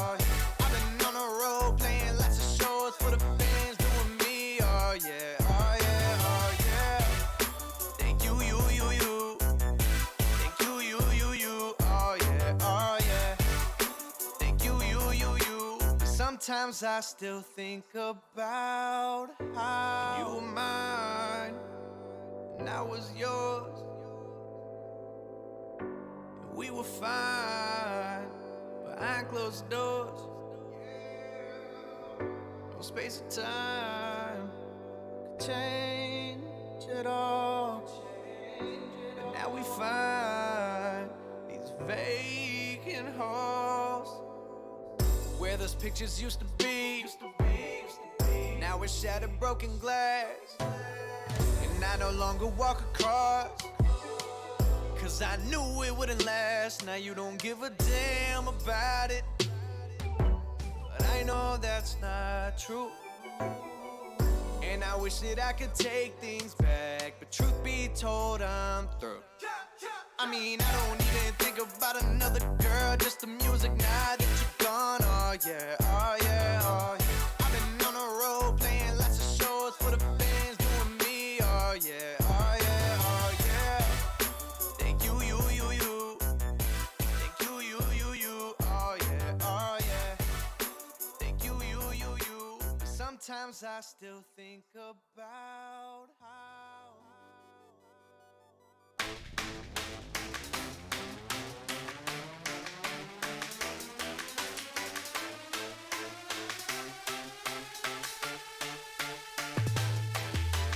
One, two, three, here's looking at me, cause I'm no longer gonna be your thing. Just a girl on your arm, fell for your charm.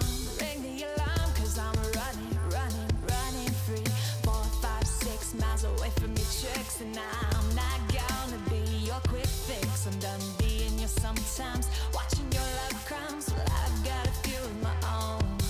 So I torture records and I torture words, and I guess you should have thought about the first and everything that makes me want to remember. I'll leave in the ashes, leave in the embers. Leaving in the embers.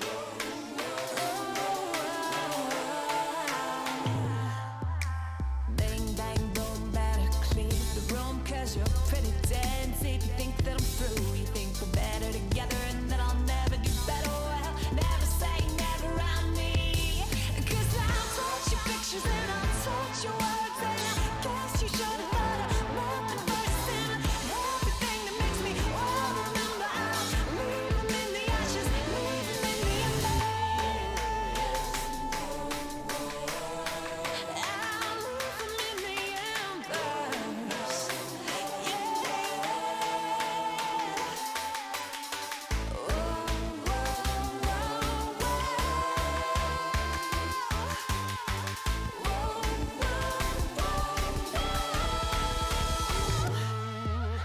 Me out my see the look in my eye means no more us, means goodbye. It means the open road all the way home, with nothing left but smoke. ASL 시즌 9 Reflection.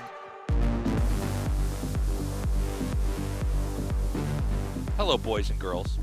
We're back here at the ASL. It's time to go to our final best of 3. It's been a very unusual day. We don't oftentimes get TVTs all day, but when we do, like any person who would be at all familiar with StarCraft, we would expect this to be our longest, most epic day, as TVT statistically is the longest lasting matchup, and it's the hardest to end even when you get an edge in it. Surprisingly, we've had really short games today. I honestly feel like I've been robbed.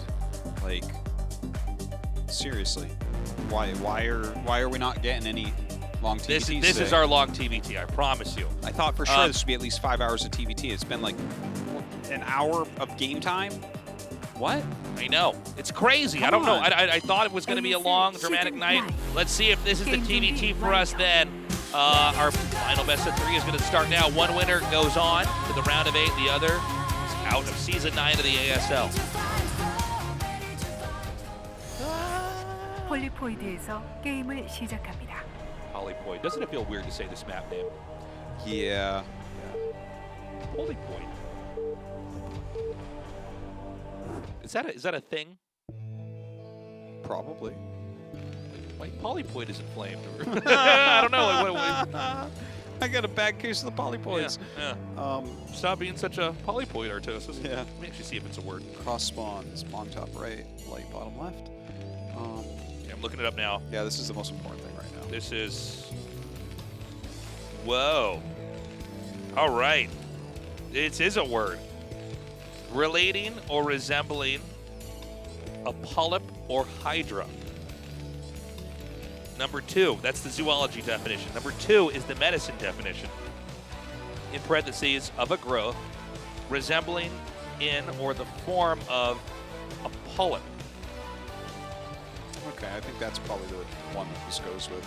So this is like a polyp. Polyps are abnormal tissue growths that most often look like small flat bumps or tiny mushroom-like stalks. Most polyps are small and less than half an inch wide. Polyps are in the colon, all right, and are the most common, but also possible to develop polyps in the places that include the ear canal or the cervix. Now we know. All right, thank you, Tasis. Got to the bottom of that. The more you know. Yep. Well, that was the most important part of this cast. When you were describing that last definition, it did make me think of a lot of the TVPs I've seen here. So... by the way, I was just thinking about how I've been robbed tonight, and it occurred to me, everyone has basically cheesed every game except Flash. Flash just sits there and plays a normal game and waits for you to screw up and he kills you, and then everyone else is like, my barracks is over here! My factories I'm are going over Command Center there! First! Yeah. Look at this 2 ports in my base! You thought it was a normal game, it's not! So, well, yeah. the thing about Flash, basically everyone's a coward. There's more of a judo style with Flash's play. The one player tries to grapple with Flash, and then he flips him over. Yeah. Yeah. And, yeah, these guys, though, they're all, like, they're throwing their caltrops all over, and, you know, they're setting up, they're making a hole in the forest with leaves over it. Yeah. They're building their factory under those leaves. Yeah, exactly. God. There's a like, stand that says free lemonade, but actually it's covered in bombs. And yeah. So that's why I've been robbed tonight. Thanks, guys, for being so brave with your build orders. These are actually exciting TVTs for me for a change. Yeah, they're very Barracks build orders. I know, that's what I'm talking about, man. Some action. Just put your buildings all over the map trying to get those quick wins. That's what I'm talking about, man. I know it. So, gasless expand from Mong in the top right. Light with a factory expand, it looks like in the bottom left. Yeah, he didn't actually get his SCV in there for the scout, I guess. Oh, he didn't see the CC? Yeah, he didn't see the CC. I don't believe. That's actually a pretty maybe big deal. Maybe the SCV was swinging around and he caught it there. But I don't know that he actually saw it. Is this a Marine coming up right now? Yeah, it but should be. no, it's an SCV coming up here. No, but like right below it. See, oh, sorry, okay, yeah, he knows. you're right. He knows what it is, because that's why you send that Marine sometimes with the SCV. Because if they skimp and only make 1 Marine, you just run up and kill it with the SCV and Marine. Is this build just better than for Mong? Right now, it is, and especially because it's cross spawns. If it's closer spawns, you can actually put a reasonable amount of pressure on against it. Here, actually, I'm very excited to see what Light goes for. Because he made Vulture first, which is fine, you can do that. You got to remember, like, cross spawns, it takes so long to get across the map. If this was close, a lot of times you'll do something like build a siege tank and go hit the bunker. In the cross spawns, it doesn't make as much sense because you're going to get far fewer shots before they can stop it, and all your rallies are slower, so they can actually kill your units that go up there. So, where does Light go from here? But, yeah, I would say definitely this is slightly favoring Mong. You don't feel great here as Light. Yeah, it's recoupable, but yeah, it's certainly not ideal. If this was like Command Center first up there, then this would be a much worse situation where Light would be in some serious trouble. But okay, it looks like he's just going to go the Vulture route, which is completely fine, right? He sees that this is not a full wall or anything. Sometimes what you do is you get quick speed and just run 3 Vultures past the bunker. that can be a really, really powerful move against the gasless expand, especially if they go tank first. Because you'll have your speed vultures in their base well in advance of the tank being out. He's going armory as well. So he's kind of hedging all bets right now. So Light is actually being like very virtuous when he's playing. Because he's laying mines around, he's being conservative. But Mong is just, he's like, okay, we're gonna do this heavily economic opener into 3 factory vultures. So he's actually gonna have a map control here very shortly. Yeah. Now, can he do any flooding of the natural? I mean, we have one player massing vultures where the other has got 1 tank. I mean, is it possible to just dive bomb the natural, just cluster it with mines and then start to kill all the workers? Not really. Okay. Like, sometimes you'll see players, especially weaker players, try that. But realistically, if you kind of sense that they're over-making vultures in a situation like this, you'll clog your choke with like a building, and suddenly like the vultures do 50% as much. And the tanks really mess up any math that the vultures have in there, because tanks can just take on like a lot of vultures. And you can even see, notice how his tank is in the front here, his vultures are behind. He wants that first shot He's to trying go to down. run in. He's like, oh, I'm gonna do it. No, you're not. Yeah. He He is like that. Yeah. Look at me, I'm gonna get him. I'm gonna get him. Here I come, are you afraid? I have more vultures than him. Is he Vulture Man? Oh, he made 2 tanks because he's light. So, yeah, generally what you're gonna want to do here as Mong is gain your map control, right? Have a nice group of vultures out there. Lay your mines all over. Kind of keep tabs on where your opponent is and switch into tanks yourself. Okay, vultures are going to come down again here, and there's nothing they can do. I mean, the tanks are just... Where's his mines? Where's his mines? There it is. God. Done. Yeah, he really needs to start laying his mines out here. It can be worthwhile to really cluster the mines, you know? Yeah, you generally want some clustered and some spread. Like the clustered ones, you want to try to catch units with, and the spread ones, you're just kind of like, okay, delay this command center, just check if he's going in this direction, that type of thing. Okay, more factories have been planted down here. Now is Light going to go 4-fact starport, or is he going to go up to 5 facts here? I believe he'll add a starport next. And then as far as Mong goes, he'll probably go directly into 5 facts after this command that he's... So he's slowly cleaning up these mines over here. You got to be very careful here. Yeah. Oh! Wow. Goliaths are heroes. He shoots from the hip. Yeah. But you see, like, this is, we were kind of talking about this before, right? Light is walking around the map. He's got a couple scans. He's trying to clear mines out. He's being very careful. If he gets hit by a mine, he can be in a lot of trouble because the vultures will run in and get the kills. A mine barely doesn't kill a tank and barely doesn't kill a Goliath. So when they get hit, though, the vultures can just run in and finish everything.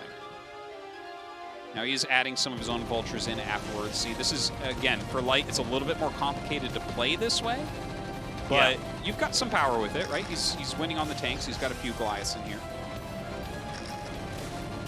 Okay, Mong actually responding very quickly. He's really preempting the movement here. Now this is high ground to low ground here. Yeah, but look at that flank of vultures coming in from like beautifully done laying. Hope you Nice don't mine. mind Look at that. if I put my arm in here. Well, Artosis. Yeah. You know what time it is. It's TVT. Oh, the modern era. Look at this beautiful matchup. He's just going to get smashed here. No more boring tank lines at all. This is a matchup where you get a lead and you win. Beautiful play from Light. Just beautiful this game. Yeah, I mean, he really handled this so well. He played it really well. He got enough powerful units here. He kind of cleared the map of mines and outmaneuvered with his vulture rally. The year is 2020, and TVT is no longer that boring. Now we have action-packed games back and forth, decisive plays. I'm sorry, Artosis. I know it's not what you like, but as a fan of the other matchups, I'm excited to be casting these kind of TVTs. Yeah. This is really good. Glad for you. I'm glad that I know you've always been a having fan. your moment. I know you've always been a fan of city builders, Artosis, but this is my kind of TVT. Dude, I can't wait to see on the flat maps who goes DT against 3-gate in our PvP. That's what I'm talking about. You know, yeah, that's what I'm looking forward to. Hell yes. It's such a complicated and diverse matchup. It's a beautiful thing. Well, I'm glad if you're welcome to come over to my site, Artosis. Yeah, no, totally. Now, Mong's not dead yet, though. For all the jokes, all jokes aside here, Yeah, he's yeah. starting to fight back, but Absolutely. he's limping through this game for sure. Well, he lost some SCVs in there. He does have a quicker third command center, which means something. He's taking back his side of the map. We need to see him get some more factories up here relatively quickly, I think. Ooh, Light actually lost his barracks, so that's going to slow him down a little bit as far as production goes. Starting on his Wraith production as well. What do you think about the mineral only being taken here? Yeah, that's a good Wait, question. that is a mineral only, right? Yeah, that's yeah. only. Okay, yeah. It's, well, I think it's a very important position to hold because it kind of like buffers out the rest of your bases. But yeah, it's kind of interesting to see that taken. You see that Mong actually took the gas space that's on the high ground there. There are 2 ramps going up to that, but yeah, I don't have too much of an opinion. It's kind of a stylistic thing. Some Terran players will take mineral only, some won't. Yeah, I guess you can use the minerals there to just get another base with gas, right? I mean, that's very often the case. If It's you kind take of a like- mineral base, a lot of times you'll take your 4th really quick. Yeah. And occasionally what you'll do is a giant amount of factories Right. where you're just like, okay, 1,000,000 vultures. Just vultures everywhere for days. tank drop by Mong is not a bad idea, but I don't know. Oh, hold on. I didn't see the rest. There was a second drop here. This is really good. Yeah, all right. Mong getting some damage done, but, you know, he is losing the drop ships. Doesn't get those out of there in time. Even Vulture's coming in over here, but seems like Light's going to stabilize. When all said and done, Light does land on his feet here. I want to point out, I'm casting with Artosis, but right now he's holding a coat hanger. This is just very, very weird. I feel like, are you going to like try to cast this, but also break into a 1980 Volvo right now? Like, what are you? What are you? Where did this coat hanger even come from? How do you have a coat hanger? It was for my suit. Why is it in the? Why is it here? They brought our SR suits. Do I have a coat hanger? Oh, I got a coat hanger over here too. All right, I'll hold this coat hanger too. They call us the coat hanger cast. That's right. Yeah, it rolls right off the top. Yeah. All right, I've got. All right. Let's see. Now Maybe we find out we cast better with coat hangers. Yeah. This is what I've been waiting for, Tasteless. 2 lines of siege tanks, an area in the middle that no one dares enter. Yeah, right. This is what Artosis. This is Artosis' favorite thing. This is what I want to see. Yeah, yeah. Look at this. Vulture's running around. Can I do damage? No, you can't. You know what Artosis also likes, guys, is long games of Monopoly where somebody's already won, but it hasn't ended yet. You know, he just likes watching it. Artosis loves it when one player has, you know, Boardwalk Park Place and all the trains, but you know, this Thanksgiving Day of Monopoly, it's going to go on for at least 4 more hours. You know.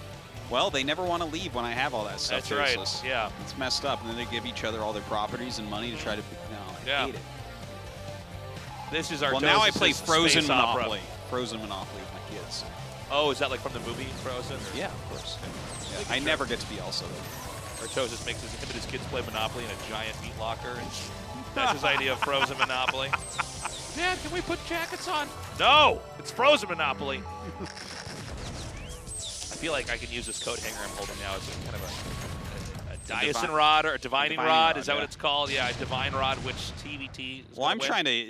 You ever have a TV that you use a coat hanger for the antenna? I did not, but is that a thing? Yeah, absolutely. Oh, wow. Artosis grew I'm trying up on, to dial us into some Artosis good grew up on the TVTs. other side of the train tracks from where I live, guys. When Artosis came over to my house, that was the first time we saw a TV without the back on it. It's, okay, great play over here. Light comes in and just wipes out these SUVs. Mong's going to have to leave again. You know, for all the great play that we've seen here from Mong today, TVT is such a matchup of stamina. It seems like as time passes, the lead gets further and further along here for Light. He's just sort of roaming the map and bashing here. Yeah, he's definitely outdoing Mong a bit, but let's not forget that TVT is kind of tricky to look like. It's almost like looking at Zerg matchups sometimes, where, yeah, Light has supply advantage right now. And overall, he does have the advantage in this game, but that doesn't mean that it's almost over. That doesn't mean that Mong can't come back. There's a lot of positional plays that are going to take place. Your cost efficiency in TVT can go through the roof in certain situations. So yeah, this game is not decided by any means. Like with about 150 supply, you can actually hold on against max Terran. Yeah. For a very long time. It matters about how good you guys are moving positions, what your compositions are, you know, what type of high ground advantages, do you have the +2, all these different things. But Mong has still got a chance at least. Okay, we have a quiet drop coming over here, but it's pretty significant. The two corners that were not the spawn locations are going to play a very, very big role as this game goes into late game TVT here. TVT is absolutely a matchup where the longer it goes, the more important it is to take note of who expanded where and how many of the minerals gas they were able to soak up before that location was depleted. Yeah, this is actually huge from Mong. Like, he just killed SCVs making those command centers multiple times. He's had top left for quite some time as well. Yeah. So he's making very good moves in that way. The problem, though, is there's more muscle from Light in the middle of the map. So although Mong is, I think, acquiring more locations that are resource rich, I think he's doing a better job. There's a possibility that Light just punches through the middle of the map and does incredible damage.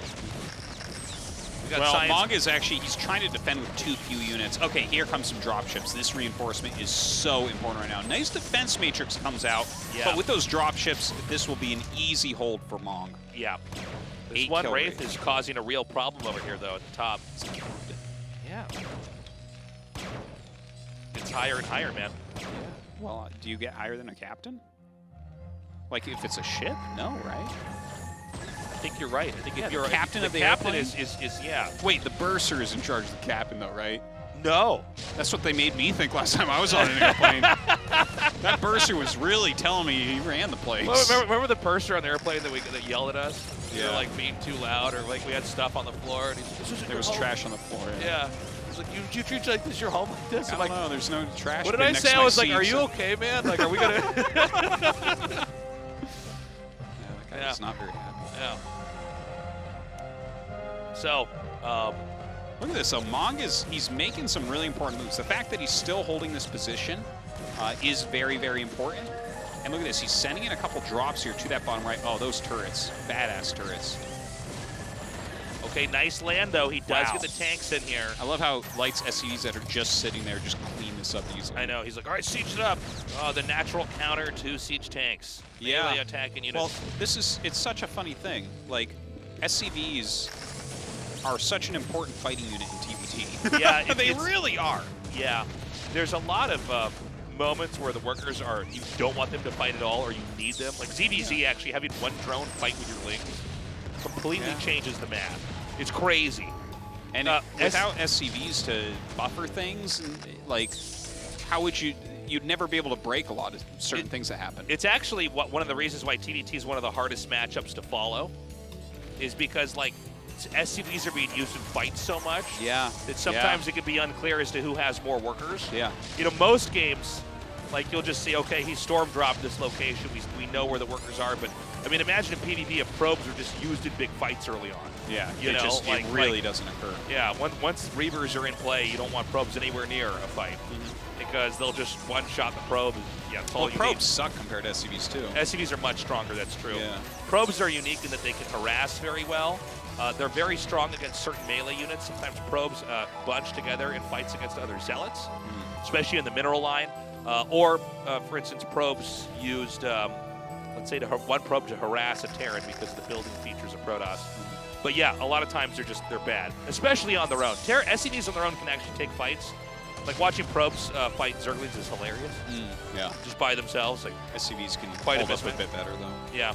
Now, look at this. Light is really starting to push around right now, but they're both maxed out. And don't forget, we have definitely seen a lot of SCVs die. So Mong might actually have more army supply right now, as funny as that seems.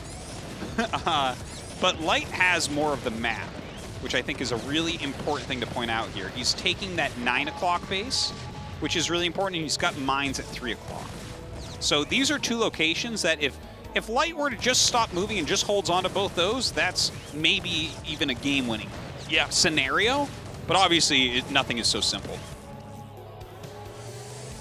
Okay, he's going to load up these drop ships. This is the moment where Light has to be very, very specific about where he's going to hit. Can't waver here. Now, Mong is going to counterplay this with a push to the middle of the map, which is going to obliterate these tanks. Losing to the center of the map is very, you never want to let that happen in TVT. Now look at this. The SCVs start to move. He started to pull him out and then Light actually turned. That's a real thing you'll see sometimes when you're flying with dropships. The SCVs start to go under them. Yeah. Occasionally you'll turn the dropships around because you're like, no, that's too many SCVs. Mong's got a very powerful push, though. Yeah, yeah. Very decisive play here from Mong. Is this going to work, though? I don't see very much defense here. I mean, Light seems to have the bare minimum. It's like 1 or 2 or 3 tanks against this moving wall of siege tanks leapfrogging over each other. You know, this base isn't worth that much, but this position is. Yeah. So no losing kidding. the mineral income is not the end of Life's game, but if he loses that spot, suddenly he can only go to the north out of his main base. Oh my god, we need to see if this mine is going to connect. We'll just never know. I'm assuming that all those tanks are at 1 HP, Artosis. Yeah. Okay, this I thought this might be an overextension for Mong. It looks like it is going to be. Yeah, the SCV drop, a really nice clutch move there. If you see in late game TVT them pushing towards the starting location of their opponent, it's like, all right, you're pretty confident, huh? Well, as soon as you lock that up, then they have to, like, if you get in front of the natural, for instance, they have to run around with dropships, at which point you can kind of go raids, and it gets really hard for your opponent. By the way, Light's done a really good job of showing how to utilize defense matrix here. Just defense matrix, whatever's in the front, it'll soak up most of the shots, and then everything else in clean house. Yeah. It's actually a great spell for TBT. It's a very recent development, too. Yeah. For this type of game, like you see it occasionally on battle cruisers in the old days, but it's a much more modern thing for Tank Goliath, Vulture. Okay, I think this small number of Vultures can just take out these tanks. Easy mode. This Light pushing back through the center clears out a lot of what Mong had, but Mong still has that 6 o'clock base sieged. By the way, I'm really glad we finally got an actual long, good TVT this here. is a really good game. And so, as the dust settles here, it seems like Light is going to be in a far superior position. Mong has options. There's definitely ways to play this, but it seems like Light has more of the map, has a bigger army. The defense matrix of Vulture says otherwise tasteless. Well, this is a great move once again, right? Like, we do see Mong making some progress around the map in certain locations. But Light has the bottom right 2 bases mining well, even though other places are taking lots of damage, and that's what's keeping him together. Yeah, if Mong somehow raided the bottom right, that could be a move that gets him into a big advantage. Well, this is interesting play. He's actually isolated some of those tanks. They're going to have to find some other location to take. And Light is just, in a complete reversal, is now trying to dominate the same location where Mong was picking his fights earlier, only on his side of the map. Light just barely has a good enough position here that he's going to hold on against that gigantic amount of tanks, and Mong is going to lose a lot of them. His supply is starting to get a little bit too low here. By the way, we're finally at the phase of the game now where +2 attack is done, which means it's very hard for tanks to push into other tanks. Siege-moded tanks can 2-shot. Wait, Artosis, if you have 3 armor... It doesn't do anything. It doesn't do anything, right? It's still 2 Not shots. against siege tanks. Against +2 siege tanks. Okay, cool. Right. It's still pretty worthwhile to get +3 armor, but like you don't have to. But you always get +3 attack, right? You should, but if you're in a...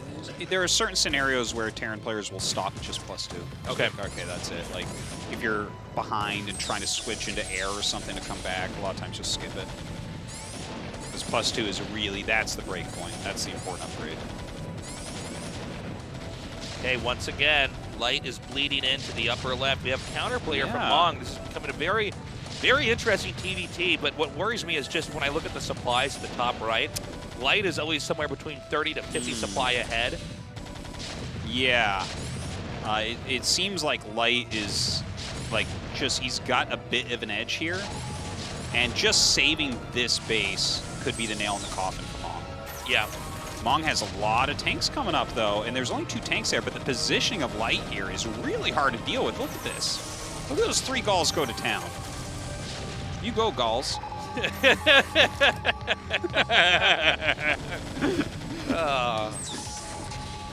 have a good time here at ASL. This is fun.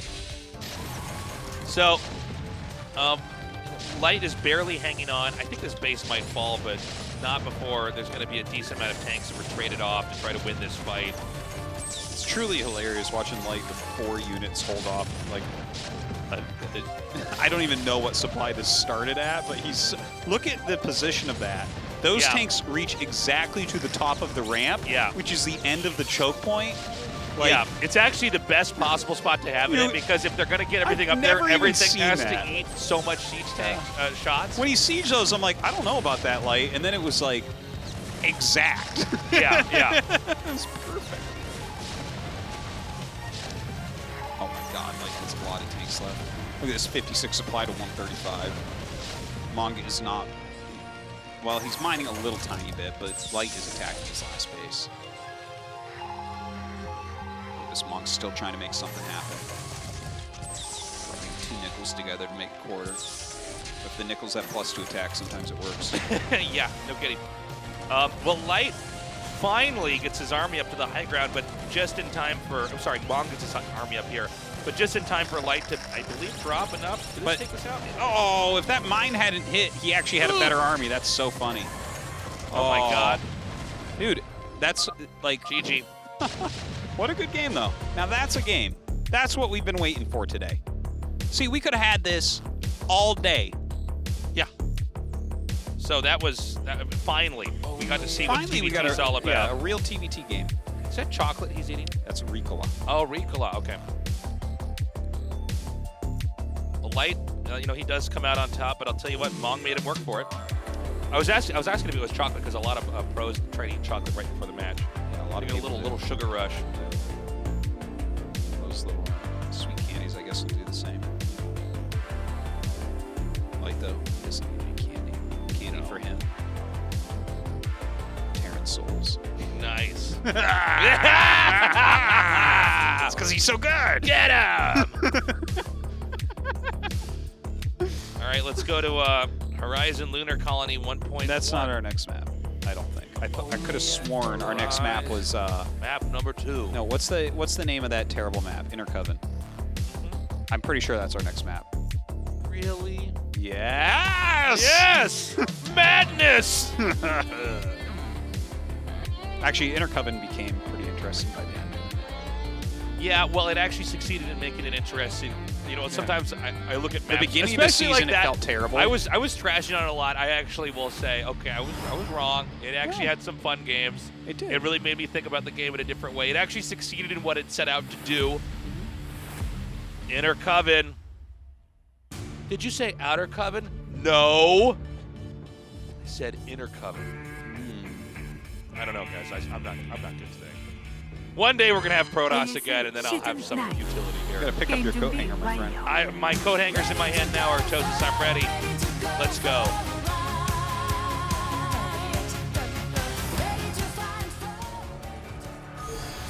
이너코븐에서 게임을 시작합니다.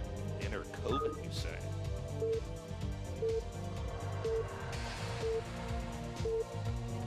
I call this map Disruption Web Dance Hall. What do you think? Disruption Web Dance Hall. What do you think, huh?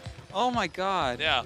That's awesome. I love that. That's a great name. I think we should change the map Yeah, name. we need StarCraft 1 maps to be named like StarCraft 2 maps. Yeah. Like, remember Disco Bloodbath? Yeah, absolutely. That's what you made me think of immediately. Yeah. Let me tell you that some StarCraft 1 maps, I just can't remember the name. Sometimes the names are just so ambiguous. Yeah, some of them don't mean too much. Yeah. Don't we have 2 StarCraft 1 maps named Overwatch? We have Oh, a I Desert think we one actually and a do. Twilight Yeah, one. and we somehow let that happen. There's some things we let slide in StarCraft 1 where I'm like, okay, guys, we should come to a consensus here. It's like, can you imagine trying to tell a StarCraft friend about a game you watched on Overwatch between hero and hero? He wouldn't know what the hell you were talking about. And they would say, wait, you're talking about StarCraft or Overwatch? I'm like, StarCraft on the map Overwatch. Okay, which map Overwatch and which heroes? Yeah. And you're like, listen. Which letters are capitalized if we don't know their Korean names? Yeah, and which races exactly. do they play? Exactly. Little H hero. Like, oh, the Zerg. No, You mean the Protoss. big O hero? Okay. Although I will say some of the StarCraft 2 maps are just not. Actually, I don't think maps are that well named in games. Oh, you take that back right now. Dust? What a great name. But what about a better name? Dust 2. That's when they really blew me away. That's when I was like, these guys, they know what's going on. What about Cobble? Because it has cobblestones. Is that why they named it that? Oh, mind exploded. What do they call the map in Dota League? Just the map? Or just called the map? Is it like Summoner's Rift? I'm actually gonna check this on my phone real fast. Hold on a second. Does it have a name? Does it need a name? If it's like, because the thing is, the planet we live on, it's called Earth. I don't know if you knew that, but like we have a name for it. May as well, right? Yes, and it is flat. Thank you. Yeah, obviously. Obviously. Probably a bunch of round earthers watching this right now thinking we're dumb. They're dumb. All right. I thought it was Summoner's Rift, but hold on, I'm gonna check. Name. What is the League of Legends map name? It is Summoner's Rift. Looks like I get to keep my nerd card today. All right, let me check the Dota map name.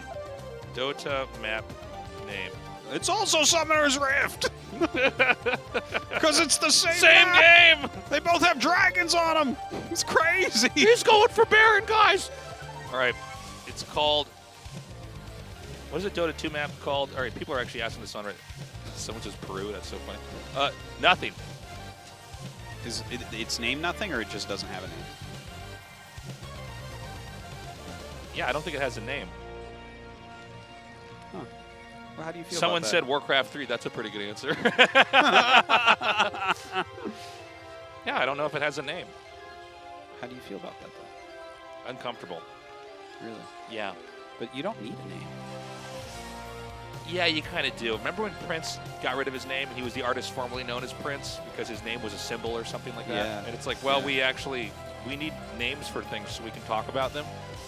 But, like, when you talk about Dota, you don't ever be like, oh, what map are we talking about on this game? Like no, the because only there's one only in the game. The It's only just one. one map. It's just Yeah. like... I guess that's true. When I tell you I walked to work today, you're like, well, did you walk on the ground? Right? You don't do that, Tasteless, because I would make fun of you for doing that. Yeah, yeah. So, yeah, same thing.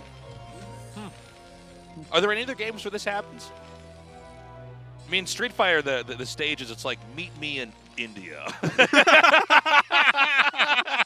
Yeah. You're like, I'll see you there, buddy. Yeah. Where are you going? India. Yeah. I have a street fight to attend. Bunch of idiots. God. So funny. By the way, this is a new thing we saw happen on this map. There's these plates underground, or I guess floor gun traps underground, that you can't see unless you have detection. And so one of the things that happens on this map is players rush to eBay to get detection to kill that, to put their CC in the right location. He's blocking it. Mong is blocking the command center from landing. What is he, a Protoss player? Yeah, he's got something that SCV warps a pylon on there, and I'm like, oh my god. That would have been sick. Nice. That was good micro from Mong. Cheers to Mong. Okay, factories are on the way now. We got the armories coming up. A little bit of a slow start here in TVT. One thing that we've noticed about this matchup on this map is a lot of players are trying to rush to get to the center. Yeah. But they're not doing that at all this game. Yeah. Right? Like, the most powerful games that we saw here so far were all about the center, but with these two just both ignoring it. This map is shaped like a giant wheel, really, with the axis connecting everything in the middle. And so to control that, it's like ultimate control of the map, at least for ground I circulation. thought it was more like a very dull throwing star. Okay, I could see that too. Yeah. Or maybe a Predator throwing blade.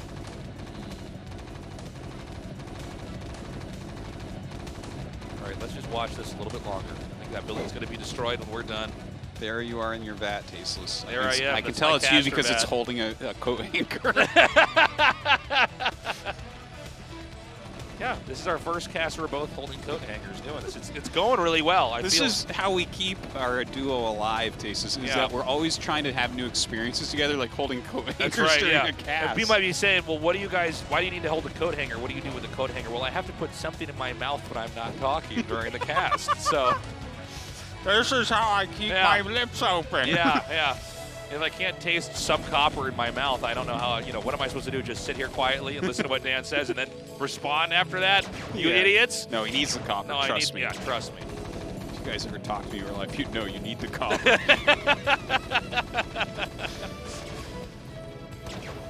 So, we're seeing a little bit of a skirmish over here in the lower left. The barracks has landed. By the way, losing the barracks in TVT Bigger deal than you think. Don't forget you need the barracks. You have to have one in order to make factories. So it's not something you could just throw away. Yeah, generally not. You need to remake it reasonably quickly. Well, it looks like a Goliath drop is coming out of Mong here. Not sure how many units are really... Yeah, it's just a turret. It's funny to see that after we've had so many games where there's a complete bloodbath fight to get to the control of the center of the map, that they just now, yeah, they're just completely, you know, indifferent to it. It's a very strange truce. Okay, so he's going to drop these Goliaths. Oh, God, the tanks are going to get through just in time. If he had taken a shorter route, this might have worked beautifully. Uh-oh. Now the Wraith comes. Yeah, and then the Wraith goes. It goes, oh, I can't actually fight anything head-to-head. I got to get out of here. He drops him off on the island where a Reaver is sitting there. Mini is in the game somehow. Did you see they are remastering the original Command & Conquer? Did you see this? Oh, I think I heard that was going to happen. Yeah. That's cool. Did you play the original? I know a lot of people play Red Alert. I didn't really like Command & Conquer too much. I think my brother really liked Red Alert. I used to watch him play. Like, he'd have like these little androids and like they would lose their legs and then just still crawl on the ground. And I was like, huh. Was that Red Alert? I thought that was one of the later ones. Maybe it was. Yeah, I think Tiberian Sun or something. Yeah, like that's that. one of the later ones. Yeah, yeah. I think that's the one that he really liked. But yeah, no, I didn't really play too much. I'm curious to see what that's going to be like remastered.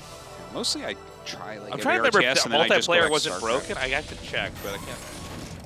I'm not sure. I mean, with what we know now, it'd be curious to go back and see what exactly happens. You know, like a lot of people kind of scoffed at Age of Empires when it first came out, but actually it's completely viable, like multiplayer. Like it's a good game. Oh yeah, you know? AoE 2. Yeah, they have a little pro scene and everything. Yeah, yeah. I mean, they actually have a scene. Kind of cool. You know. And so. We're still on 2 bases versus 3, but it seems like Mong's the first person, and he just gets the center, by the way. Well, this was like a vacant building. He just came in and set up shop He here. has squatters' rights. Yeah, that's right. All right, so it looks like Mong is just going to try to attack by dropping 12 Goliaths that won't actually come out of the dropship, so he's going to turn around. That was pretty bad. Yeah, if you have your dropships stacked like that, sometimes they'll, like, not unload correctly. Shuttles do that, too. You have to make sure you're if they start to get caught in the spin, it's when things don't seem to come out. It's usually with units in 4s, too, instead of pairs. Huh. That's interesting. At least from my experience, I've had it where the Zealots don't come out or Goliaths don't come out. But normally when the Protoss screws up like that, it just means that they get more mine drags into my tanks. All right, so Mong, I mean, he has the center, right? And Light is just kind of sitting on 3 base, which I think this means he has to start to get a little bit more aggressive, doesn't he? It would seem like the income would start to pick up, right? And then from there, he could probably do... And there's way more surface area that Mong is supposed to be holding on to here. All right, well, he's going to go ahead and take this island that Light wanted. Who's going to build some turrets there. He's trying.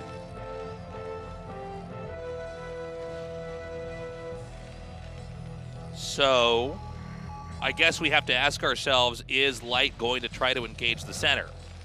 Usually, the person who has the center in a TVT, now I know this map's a little bit different. It's, you know, we're on, what is this called again?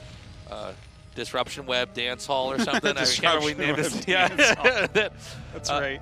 Well, I know, but this is a different map. But generally speaking, I think even on this map, you've got to see who has the center first and then, you know, where you can drop and try to take that.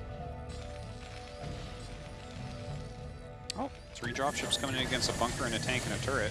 Yeah. The 4 dropships have this.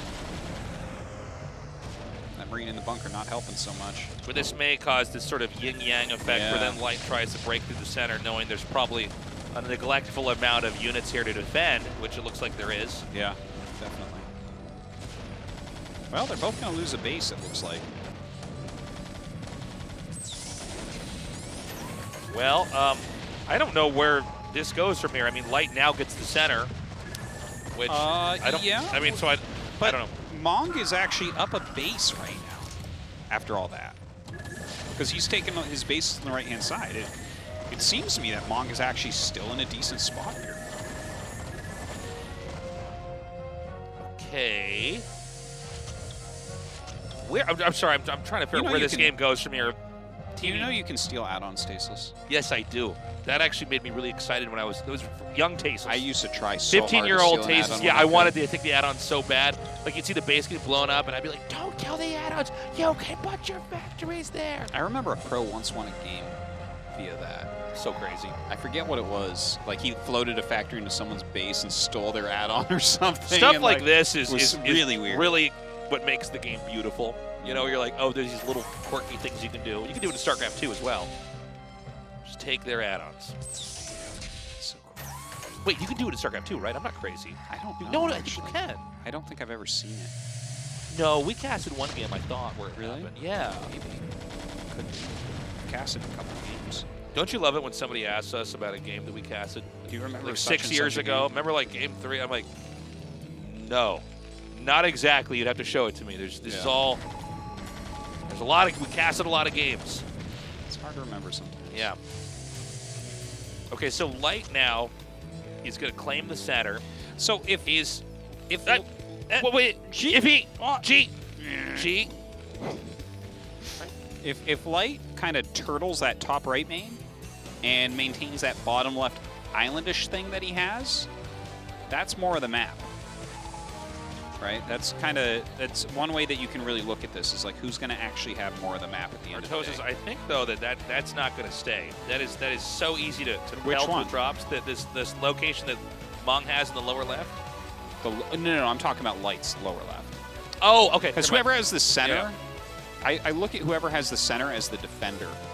Yeah, I agree. Because they kind of have more surface area that they're supposed to be covering, and they have an advantage. So their opponents should technically be attacking. If you have the center and you keep attacking your opponent, what are you doing? Good question. Yeah. So, what is Mong's play then? Where's the weak spot? I mean, it feels like Light actually. Well, I think you need to explode into somewhere real quick. Like, Okay. you have to kill a base or take top right, something like that. It looks like he's taking multiple islands right now. It looks like he has SCVs building turrets on both of them. So that's actually a very good move, too, I think. Like, if you are securing 2 bases at once right now and just making it so your opponent can't break those, that's good. Well, you can see that Mong's itching to fight somewhere. He has, a little supply lead it's sort of inconsequential at this phase of the game. It kind of depends on which area fires first with their tanks. Doesn't matter much at all. But he kind of comes in from behind in the center here. Oh, this is going to get totally Oh, God, he didn't even move the dropships fast enough. This looked like it was the worst play ever. I actually thought it looked pretty good, and then the dropships came and I went, Yeah, well, that's oftentimes how it goes in dropship versus dropship. Like, if you don't hit that critical mass, if you have +2 and a lot of galls in it, you can't really drop on top of that. Because once you have +2 and they start unloading, everything just blows up. All right, time to erase this island. Well, I'm worried that Mong actually gave up so much. It's going to be hard to find another place where he can take a fight. He's going to try once more, though. I don't know about this. Oh, my God. Did you see how much he just got killed before it even... Yeah. Light has +2. So you can kind of see how things just start to splatter as they come out. Yeah, that's a good point. This is +2 versus +1. This is an anti-timing as Artosis coined long ago.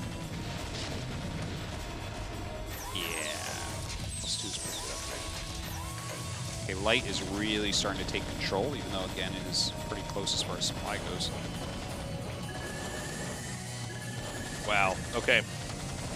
Somehow, it's like none of the dropships were killed off there, but, He was trying real hard. Goliath decided to get each other dropship to about 8 hit points and then turn to the next one. Yeah. Well, Light is starting to get turrets everywhere. He's starting to make this very, very hard for Mong.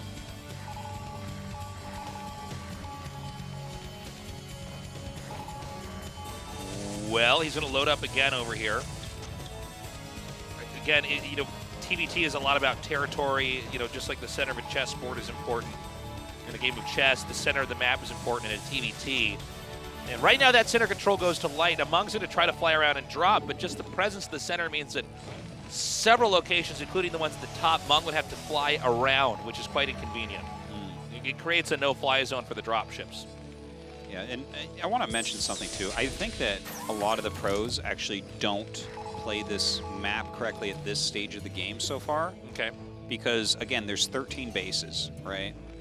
And if you have one more base than your opponent, TBT is gigantic. I feel like if Mong really focused on one location to break, just made something huge to break it, then suddenly, you know, he's got an edge. Yeah, he seems like he's playing pretty frantically here. Yeah, he's almost like, trying to I'll like will here. his way through these spots, and it's like he wants that center like, so bad. Like Light actually has this. Like even this fight here, where it's like, oh, is Mong gonna maybe take this? No, there's more units coming down here, and this just barely gets fended off. And in this situation, what you're actually seeing have happen is that Mong it's almost like it's a MOBA game where, you know, they say don't feed into the enemy. Yeah. Like don't just let your character die over and over. They're leveling up. It's kind of like that as far as resource exchanges go. Yeah. Where it's like, okay, Mong, there's a finite amount of resources on a map. It's how the StarCraft game, no matter how long it goes, gets propelled to an end. Yeah. You can't just keep making stuff and having the slugfest over and over forever. And so a lot of times, especially in TVT, I'd say more so than any other matchup, you want to kind of see how the exchanges went over time to get a good idea of where the game is probably going to end up. In this case, almost all the fights Mong has taken, GG, have not gone his way. He eventually taps out. And Light. Look, we got the results we expected. Yes. Flash out first, Light out second. Light, of course, can avoid Flash in the next part of the brackets here. That's right. They're on opposite sides. So that's the two Terran killers advance, and they're going to be threats to win their brackets for sure. You know, I feel for Mong because he's such a good player, but he definitely just hits a ceiling every time. Yeah. He's good. He's got a lot of personality. He's actually way bigger than the other streamers on AfreecaTV, too. Yeah, this guy he's is pretty popular, actually. Yeah, no, this guy's easily pulling in 22K, 30K people. No, you're thinking of Brittany. I'm sorry, I'm thinking of Brittany. You're right. Sorry, guys. Brittany is not. This is my first time casting with a coat hanger in my hands. I sometimes get tripped up. Yeah, that happens. But anyways, Mong is a charming guy. Hanger after saying that he was Brittany. I know. Tasteless, drop the ball. By the way, guys, this is in our new studio, the AfreecaTV Coliseum. We make these nerds fight for us, so. That's right. And then when they say GG, they turn to Caesar Tasteless, and I give a thumbs down, and we killed him! Yeah! ASL 시즌9 16강 A조 경기 모두 함께 하셨습니다. 오늘의 두 번째 8강 We just finished ASL. 테란 선수죠. 이재호 선수 round of 만나보겠습니다. 16 Group A. 축하드립니다. 감사합니다. Our second player to advance is Light. Congrats. Thanks. 하셨습니다. 우여곡절 끝에 두 번째로 이렇게 8강에 진출하셨는데요. So you played a lot of games today. 이렇게 You are the 진출하게 돼서 second 많이 player 기쁘실 to 것 advance to the 같아요. quarterfinals. You must be really relieved. How are you feeling now? 약간 현자 타임이 많이 와가지고요. Well, 앞서 이제 이영호 선수가 I'm actually a little bit 30분 frustrated 하는 걸 with 보고 some of my games here today. 되게 현타가 왔어요. 나는 한 게임 이기는데도 한 30분 When I watched 걸리는데 Flash just 다르구나 느꼈고 play through 3 games in 30 다음 minutes, 경기 또 잘 I was really 준비해가지고 shocked. 그런 모습 꼭 보여주고 싶습니다. 경기 It really 전에도 motivated 제가 me to try to 이재호 improve down the road. 여쭤봤었지만 이 중요한 I'm gonna prepare 길목에서 harder 이영호 next time. 선수에게 발목을 잡힌 적이 있다고 또 말씀을 드렸었잖아요. 정말 오늘 꼭 이기고 싶은 상대 중 So whenever you have an 하나였을 important 텐데 match, 이영호 선수의 경기에서 사실 다소 좀 너무 the Flash is 빨리 always in your way. 끝나버렸어요. 그 It 이후에서 seems like 멘탈을 Flash 컨트롤하기도 쉽지 않으셨을 것 같은데 좀 어떤 destroyed you so 생각으로 quickly 윤찬희 back there. 선수와 It was 최종전 pretty hard to watch. 준비하고 계셨나요? 일단 패자조 So 경기를 after your 보면서 defeat, what were you thinking about? 윤찬희 선수가 굉장히 이를 갈고 왔구나 하는 생각을 했고 저도 준비만큼은 열심히 했다 생각했기 So when I 때문에 watched Barracks 자신감을 play, 가지고 게임 했거든요. 근데 너무 seemed like he had 쉽지 않은 a lot of 경기를 planning 하다 보니까 조금 많이 prior to the 지치네요. match. 그래도 윤찬희 선수와의 Today, 정말 all the 첫 games 번째 are pretty 세트는 tough. 꽤나 장기전이 이어졌고 I think 두 I 번째 prepared 세트도 well enough, 긴 but 경기였는데 역시 the game 기세가 just did 좋은 not go the way I 패배전의 wanted it to. 선수답게 꼼꼼한 경기력으로 또 이렇게 승리 가져가셨어요. 앞으로 또 8강에서 테란을 만난다고 해도 자신 있으신가요? But you've got great win rates against 일단 Terran. 만날 일이 없을 것 같고요. 네. 보니까 아마 A조 테란이 제가 생각했을 때는 최후의 Are you 테란이 okay to 되지 go up 않을까. against Terrans in the next matches? 조심스럽게 예상해 봅니다. 조기석 선수를 만날 수도 있죠. 만약에 조기석 선수가 올라온다면. I don't think I've got a lot of 조기석 chances to meet Terrans. 선수도 I think maybe 제가 Sharp. 좀 어떻게 보면 There's a chance I can 간접적으로 fight him. 영향을 줬잖아요, Sure. D조에. D조가 너무 쟁쟁하다 보니까 좀 살아남기가 쉽지 않아 보여서 But when I watched Group D, 그렇게 예상해봤습니다. it just seems so hard. Group D is a group of death. 팬분들이 정말 많으신데요. I'll be curious to see how that'll go. maybe he'll have a hard time advancing. 일단 So that's why I say him. 경기를 하면서 그런 생각을 좀 많이 했어요. 이용호 선수만큼 It's going to be a very low chance for me to beat 빠른 Terrence. 템포는 아니지만 또 제 Any words before we 스타일대로 close this down? 천천히 하지만 또 그 안에서 판단 하나하나가 되게 중요한 것들이 있거든요. 좀 경기는 오래 I'm just going to 걸려서 stick to my gameplay. 모르겠지만 다음번에 I'm 또 slow but solid. 하게 된다면은 I know some fans might be a little bit, or find my TVT to be a little bit dull, but 8강에서도 I'm going to 이재원 work hard, 선수만의 정말 멋진 bring some 경기 wins, 기대하도록 and show some 하겠습니다. awesome games 자, like 그럼 우리 Flash. 경기 So 결과 keep cheering for me and 함께 watching me. 보시죠. All right, congratulations. I love how the pro gamers are queuing it out. Yeah, that's very cute. So Flash ends up in first place, Light in second place as expected, maintaining their ranks as Terran Let's gods. get Mong and Barracks out of here. Yeah. Well, we'll see if they can make it into ASL 10. But as far as this season goes, they are gone. We only have one other Terran in all the groups. Cases. Artosis, do we need any other Terrans? Do we? Yes, we Oh, do. this Tasteless. I feel like this is the story of my life. Is like I only get Flash, and then we make the maps as bad as possible. I know. People are like, well, Terran still wins all the championships. I'm like, yeah. If he played Protoss, he would probably win as well. All right. I think actually at some point in time, Flash should just win a championship with another race. It's like, how many times are you going to win? Like, you did it. You did it with You Terran. said he was considering it at one point, and let's not forget, Light tried to get in KSL with Protoss, and he made it to the finals of his group. So crazy. If it was an ASL qual where he got 3 chances, I bet you he would have made it. Coming up for Group B, Snow, Stork, Bingsu, and Larva. Yeah, all right. So 3 Protosses in here, real badasses, and Larva. This is Let's going to be see what fun. he can do in this group. These are very different PvP players. Larva is really exciting to watch. He's such a strong player. Larva tends to hit a wall often as well. Yeah, that's true. He doesn't make it very deep in ASL despite being of such a high level. Yeah. So let's see how he does this time around. Bingsu, I think, has really been finding his footing as we have had more KSLs and ASLs for him to really test himself out. Stork always is able to surprise us. He's in good shape, too. I'm really He's waiting in for good him shape. to be in a finals or win a tournament, you know, like he used to. He's certainly capable of doing it. And Snow is the Protoss I'm honestly the most excited about. Yeah, I think he has a chance to win this whole season. He is looking really strong. I do think if we get him up against Flash again, I think he's got a real shot. Okay, you keep telling yourself that. I will. I will. Yeah. Yeah, so this is going to be a lot of fun. And that's going to be Tuesday. Again, it's at the AfreecaTV Coliseum that's in Jomshill, but you can't come yet. Yeah. When the world is not so chaotic, well, then we will allow We'll let you know when we're going to let you in. We'll tweet it out. It's a pretty sick studio, though, and the area is amazing. Yes. We're, like, literally right next to Lotte World. Like, you leave the front door and you see Lotte World. That's right. And we're next to the tallest building in the country, Lotte Tower. That's right. The 6th largest building in the world. Yeah. There's Countless one thing I good know, restaurants around Artosis. here. It's StarCraft and buildings, at least the tall ones. Wow, you and Roddy are basically the same person. Yeah, then. exactly. So, I see, by the way, we were casting with coat hangers. If That's you didn't right. believe us. Well, I'm like, Tasteless, look at this! Yeah. The drop! And then when you make a bad joke, I use it like a little hook and pull you Yeah. out of here. All right, well, our first coat hanger cast. Hopefully to many We more. cast it Tasteless. looking through it like this. Well, the thing is, I was half expecting for it to be Flash and a Protoss getting out of this group, and then I was going to stick this into an electrical socket because I'm so done with no one ever advancing from the Terran race. You But, got Flash, that should be enough, Artosis. Keep You got telling the me best that. builds. Yeah. Because all Builds the answers, that no one else can do. All the answers are right there, Artosis. Yeah. You Then the just second gotta- best player in the world can't do it, so just- I should be able to do it. Just That makes play like sense. Flash, Artosis. Yeah, that's it. all you got to do. I don't know when we're going to close this out, but it's cool to be casting somewhere new. And when we can have audiences come down here, you're going to love this area. There's just tons of stuff to do. You could spend a whole day hanging out, having fun down here. You always And told then in people the that day- about the other studio, but this one, it's even more true. But this is the best area I think we've got now. So this is, out of all the places we've casted it, Shinchon was nice for KSL, but I think if you're a fan coming down and This you want is to have probably stuff the to do, best, I think yeah. this is the best, yeah. I think you're right. I think I'm right on this one. I'll stand by my ground on that one. That's all the time we have, guys. Stay safe out there. Wash your hands. Try not to touch your face. If you can wear a mask, do so. And we will see you on Tuesday. This is a great time to be consuming content. We're not supposed to be going out. So we're happy to be doing the show for you guys. We love you. Have a good morning, afternoon, or night, wherever you are.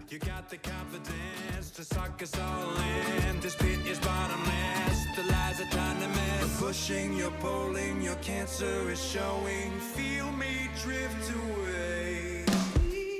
There's a great big